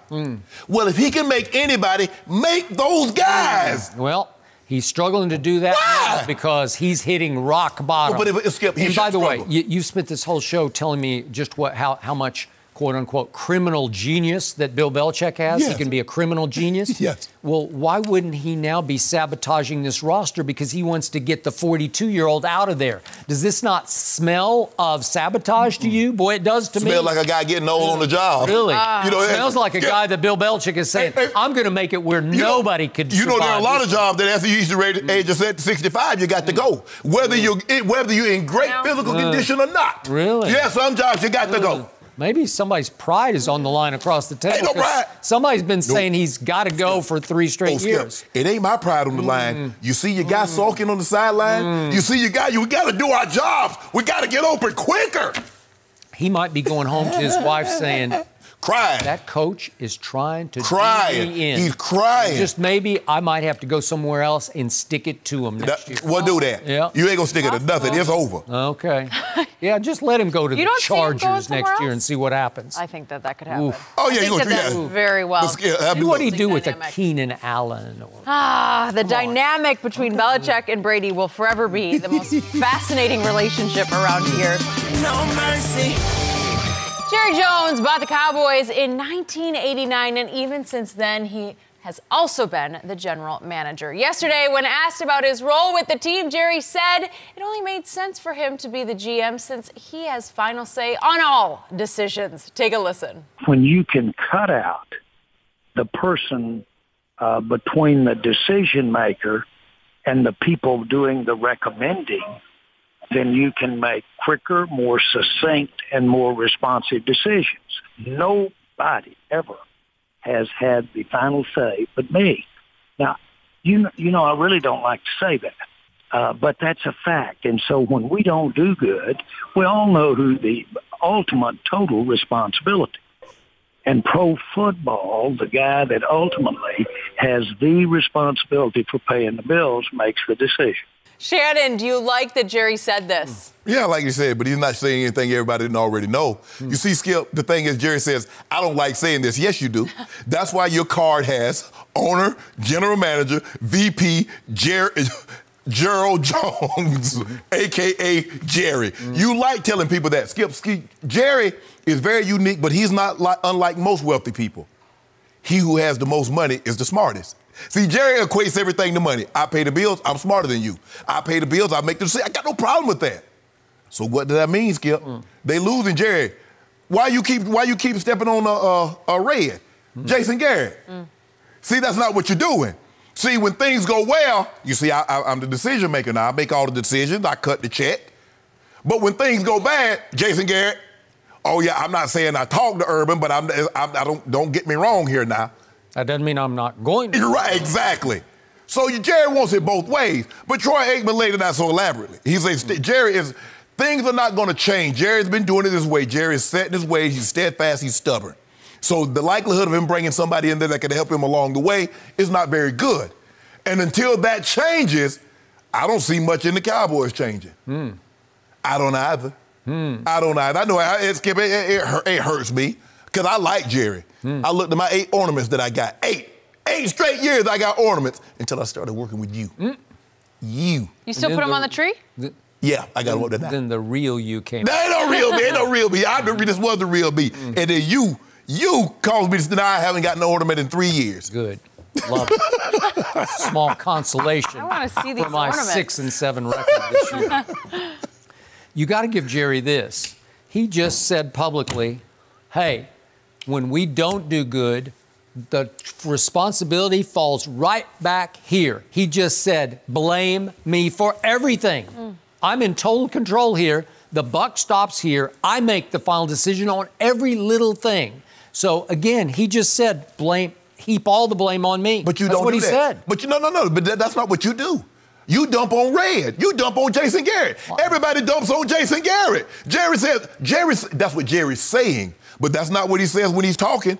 He ain't talking about stepping down. Well, I've been making some bad decisions. He's talking about being moving more in the front. So Jerry he said yesterday exactly what he said from that first press conference in 1989. I'm going to know everything in this organization down to the jocks and the socks. He still does. Yeah. All these many years later. And remember, you got to give him this. They did win the division in 2014 and 16 and 18. Yeah. So they've won those 3 divisions. Now, again, that doesn't mean playoffs. That doesn't obviously mean no. It's been since 1995 since they went to the NFC Championship game. That's pretty shameful. Yeah. I got to admit. But at least it's going well enough in those 3 years that he can say, well, we got something going here. And I'm sure Jerry reads all the Pro Football Focuses who continue to this moment to rank the Dallas Cowboys the most loaded football team in the NFL. They're 6-7. Where's the disconnect there? Well, Jerry says, I built it. I built the best team in the NFL, but they're not playing that way. So whose fault is it? Well, right now he's thinking it could be that coach's fault. So let me ask you a question, Skip. You build a boat. You hire somebody to drive the boat, but the boat won't float. Is it the captain's fault or is it the guy that built the boat? I don't know. It's kind of a bad analogy. I know. Something's wrong He with the built boat. the team, right? Yep. He built the team. He says, I want responsibility for building the team. He hired Jason Garrett. I hear you. Okay, Jason But Garrett. it's pretty easy to go hire somebody to plug a leak in the boat. No, well- It's very easy. You just go find some guy and he goes underneath and he plugs the hull. It won't float. Right? They've got a couple Because holes with the Jerry didn't make it right.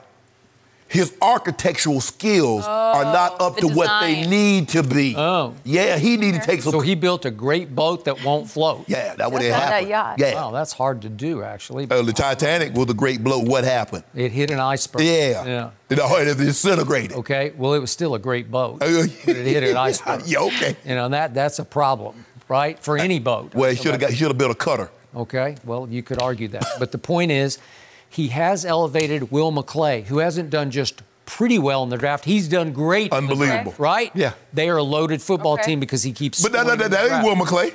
That's Jerry. Okay, well, Jerry says he make every decision. putting it. He has to stamp them yes or no. But hold on, Skip. See, Jerry, Skip, here's the thing. But look, if all you do is just stamp, okay, what are you actually doing? Will McClay is the scouting department, and the scouts is doing all the legwork. Jerry gets the stamp and take all the credit. That's what he wants, Jenny. He wants to just come in, everybody does the legwork. You see what I built? Okay. I cut the checks. What did I tell you was a move that changed life in Dallas, Texas a year ago at the trade deadline? Amari Cooper from the Raiders. Right.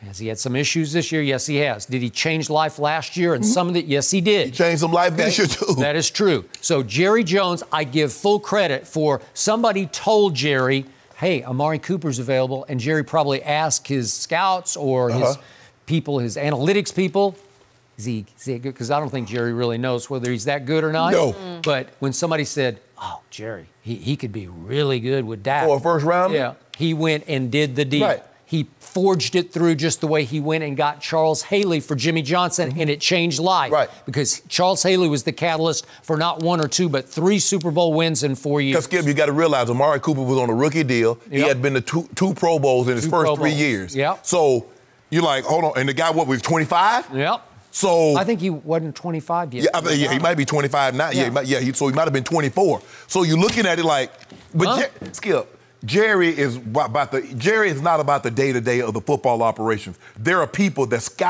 looking at other players that could potentially be free agents. Jerry's not doing that. Okay. So what do I tell you? Every year it has to happen. Once he builds the boat and he puts it out there, yes, or a yacht in this case, it's like $1 billion yacht. That 250 million he got. And then it's up to Jerry. It's up to the team to win in spite of the coach and the owner. Yes. And that's what they did in 14, 16, and 18. They just detonated for various reasons. 2014, it was about Tony Romo throwing jump balls to Des Bryant. Yeah. And it worked, man. And DeMarco Murray having the season of his life. He led the league in rushing. You were right. And then in 2016, it was about Dak Prescott falling out of the sky and about Will McClay convincing Jerry, you know what, we don't need Joey Bosa. We actually need that running back at Ohio State. And I didn't see that one coming. Joey Bosa went three. He went three to the Chargers. So then here came Zeke. Sure. And I thought, well, you're okay at running back, but now you're great at running back, right? Because they had the kid from Arkansas. They did. I forget his name. I know who you're talking about. And I can't think of him either. He had 1,000 yards. Yeah, he had 1,000 yards. Yeah. But they said we want to make our strength even stronger because they saw what happened the year before with DeMarco Murray. They did. Well, they say Zeke Elliott is way better than DeMarco Murray. Yep. If he can do that, and he almost, So those two kids said, watch this, and they lifted them to 13-3 and a near playoff win over Aaron Rodgers. Darren McFadden. Thank you. That's a good one. Yep.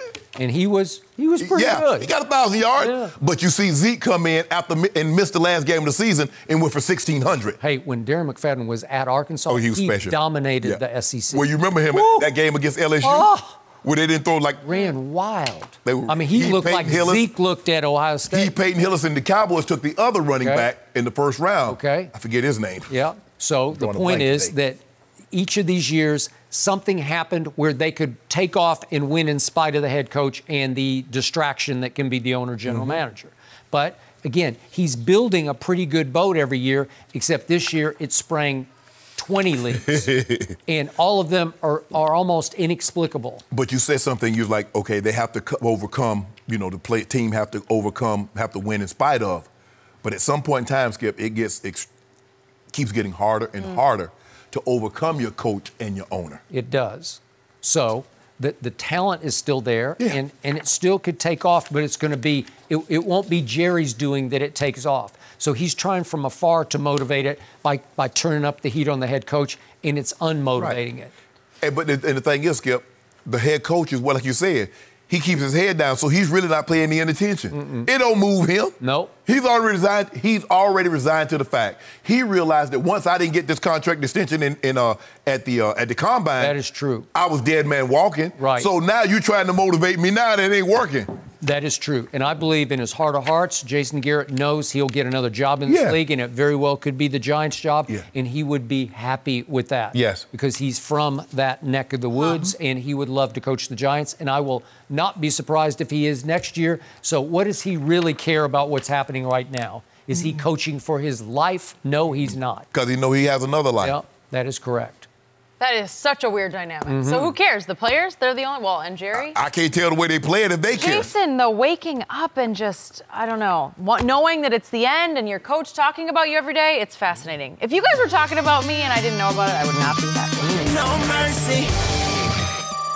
Lamar has been limited, though, in practice this week after he took a hit and suffered a quad injury during the Ravens' win over the Bills on Sunday. Lamar said he does plan to play tomorrow night against the Jets. And yesterday, Ravens safety Earl Thomas said he thinks referees need to do more to protect the MVP frontrunner. Check it out. Every time somebody hits him, man, he don't need to be taking those hits. And I think the refs need to pay closer attention to that as well, and protect him a little bit more. Because teams are trying to do, I'm not saying they're trying to hurt Lamar, but, they're definitely going at his legs more than they was doing it at first. That's not our quarterback, so I want him protected. But, you get a shot, you try to keep it clean. All right. Shannon, do you agree? Earl, no, hell no. Skip, look, I look at the pocket in an NFL game like witness protection. You stay in the top pocket, you get certain protections. In witness protection, when you turn state's evidence, they'll tell you, you stay in here, we can protect you. You go outside, you're on your own. Okay, Lamar, you get outside the pocket. You put that ball up under your arm, Skip. You're no longer a quarterback. You're a running back. And their job is going to try to peel your cap. They're going to try to hit you as hard as they legally can, from your shoulders to your neck to your chest to your legs. Yep. That's the way it is, Skip. And Earl would do the exact same thing. A quarterback's running. He leaves that pocket, Skip, he's fair game. Lamar has done a great job thus far, I think, and he's going to have to even do a better job, Skip, of risk-reward. The risk of injury versus the reward of a first down, touchdown, helping my team win. And you see, like I said last week, Skip, I saw some opportunities. He probably could have got 2 to 3 more yards. He says, but you know what? The journey is over here. Let me step out of bounds. That's true. Let me get on the ground. So it's up to Lamar to protect Lamar once he leaves the pocket. He gets no more protection, Skip. They protect the quarterback enough. Can you imagine if you couldn't attack Lamar Jackson like a running back once he left the pocket? Skip, you got no chance. They mostly have no chance anyway. Yeah, exactly. So at least when I get a clean shot and I can take it, I'm going to take it. I got it. So the first point I'd like to make about this is when I heard about the quad injury, I was like, oh, no, here we go. Right. This is the first of what could be many. Right. Because I thought it had been suffered on a running play. But then I saw him on the highlight shows talking about how, no, it didn't happen downfield. It happened in the pocket. Right. And if we could see that play, it was the 61-yard pass against the wind to Hayden Hurst. And it was some kind of throw. But he said he got hurt when 2 rushers, or if you could see, now you're just seeing the end of the play, but right here. He's taking it right in the knees, in the lower legs, and being knocked backwards, and somebody got a helmet in the thigh and stuck him good. And he was limping, but he said he's 100 now. He's ready to go. Thursday Night Football, way to go. Skip, those are the worst. Oh, they're deep bruise, yeah. But I had one, Skip. I slept, and I don't know where this guy got this remedy. He said, well, Shannon, you need to sleep with your leg bent. Yeah. So I got me a belt, and I slept the entire night with my leg bent. Did it help? Hell no, Jenny. I can barely walk. That sounds horrible. I don't know why I listened to that guy. Why?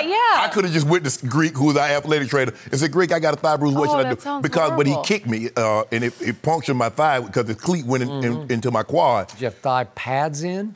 I did. It went through. Wow. But at the time, Skip, I had taken the foam off the thigh pads, and so I just had the shell. And it went through the shell. You put the foam back in? No. Well, Dan Reeves wouldn't let you play without that. But as soon as Dan left, I took all the pads out of my pants. You're crazy. And Mike Shanahan says, I don't care. He says, but if you get a thigh bruise, it's going to cost you $25,000. Okay, got it. Wow. Now, to your point about Lamar, I have called him repeatedly on the show the best running back in football because he is. There's nobody better runner of the football, and these are mostly on called plays. What did we talk about yesterday? Right. Michael Vick, the bulk of his rush yards were on unplanned scrambles. Yep. Lamar's bulk of his rush yards are on called plays. Well, now you can't have it both ways. Right. Once you take off the football on a power sweep, you're going to be refs like you're a running back. Yes. Except you do have one fail-safe. Right. You are still wearing the quarterback jersey. You can slide. Give yourself up. And the game is rigged to protect you as best they can. But if you're going to stay upright and you're going to try to get the extra 2 yards at the sideline, you're going to pay the price. Ultimate price. And it's not worth it. I agree with you. You just can't, as much as you want to die for your team, so to speak, win one for the cause. Right, exactly. Skip, I look at it like this, and this is what I told when Cam was running. I said, look, if they're going to call diagram run for the quarterback, if they don't care about his health, why should I? I'm on the opposing team. They keep calling quarterbacks powers and sweeps.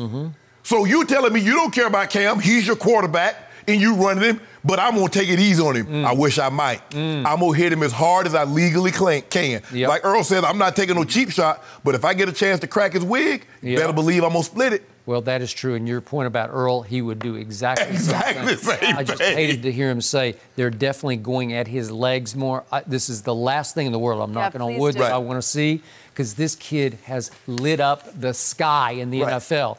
This is must-watch TV, and I want to see him stay as healthy as he is capable of staying. And that's some maturity, it's some luck, it's some gift, and I think all that can play into he can still be Lamar, and he can still entertain us at the highest level while staying relatively healthy. I'm more concerned for Deshaun Watson than I am Lamar. You know what? Because Deshaun spends so much time. He jumping for the end zone and bruh. And plus, Good Lord. Deshaun will hang in the pocket and take shots that no human should take. No. Because to me, the pocket can also be a very dangerous place on blindside shots where you're not even ready for those are the ones that get you. No mercy. Kawhi Leonard will make his return to Toronto for the first time since leaving for the Clippers this summer. Kawhi will also be receiving his championship ring from the finals run that he took the Raptors on last season. So, Shannon, how should Kawhi be received by Raptors fans? They shouldn't show up. They load managing until the playoff. Now they're cutting their gag here, Jenny. You know what, Skip? He did win them a ring. The likelihood of them winning another ring is not very great. So, when that moment, the ceremony, Kawhi. But the moment that ball jumped up and he touches it, Buddha breaks off it. Really? Yes. He doesn't really have any breaks. Well, you can't stop it. Yeah, you can. Yeah, you can. We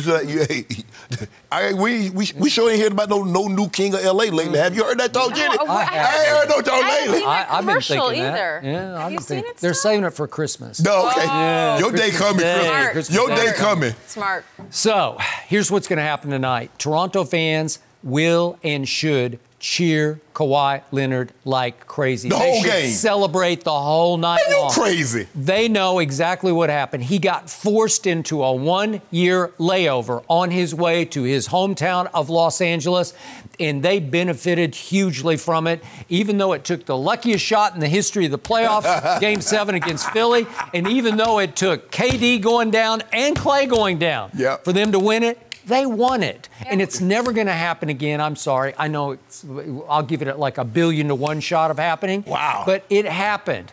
The fans who should continue to boo Kawhi Leonard are the Spurs fans because he did quit. He flat out quit on them, and we wound up with DeMar DeRozan. Okay, Skip, guess what? That 1-year layover that he was forced, guess what? We cheered for his butt. So now he no longer wears his uniform. Hey, well, it wasn't going to last. You got it. Okay. You got a championship out of it. And neither is our fandom. So I'm going to cheer him when he gets his ring, but wait till he touch that ball. Really? Boo! Huh. Well, you'll be booing the Clippers because they're going to beat the brakes off. Siakam going off. No, I don't. Siakam going off. Nope. Van Vliet. He's not good enough. Van Vliet. Don't do that, Skip. This Clipper team is poised for takeoff. Van Vliet. Here we go. Hold on. All I know is they've increased their win percentage by 2%. 2%. So weird to hear. So when they're not good last year, Skip. That is it for us. We'll be back tomorrow morning at 9:30 Eastern. No mercy. Thanks for listening to the Undisputed Podcast. I'm Jenny Taft. Join us again at the same time tomorrow morning, 9:30 Eastern. We'll see you then. Fox Sports 1 of 1.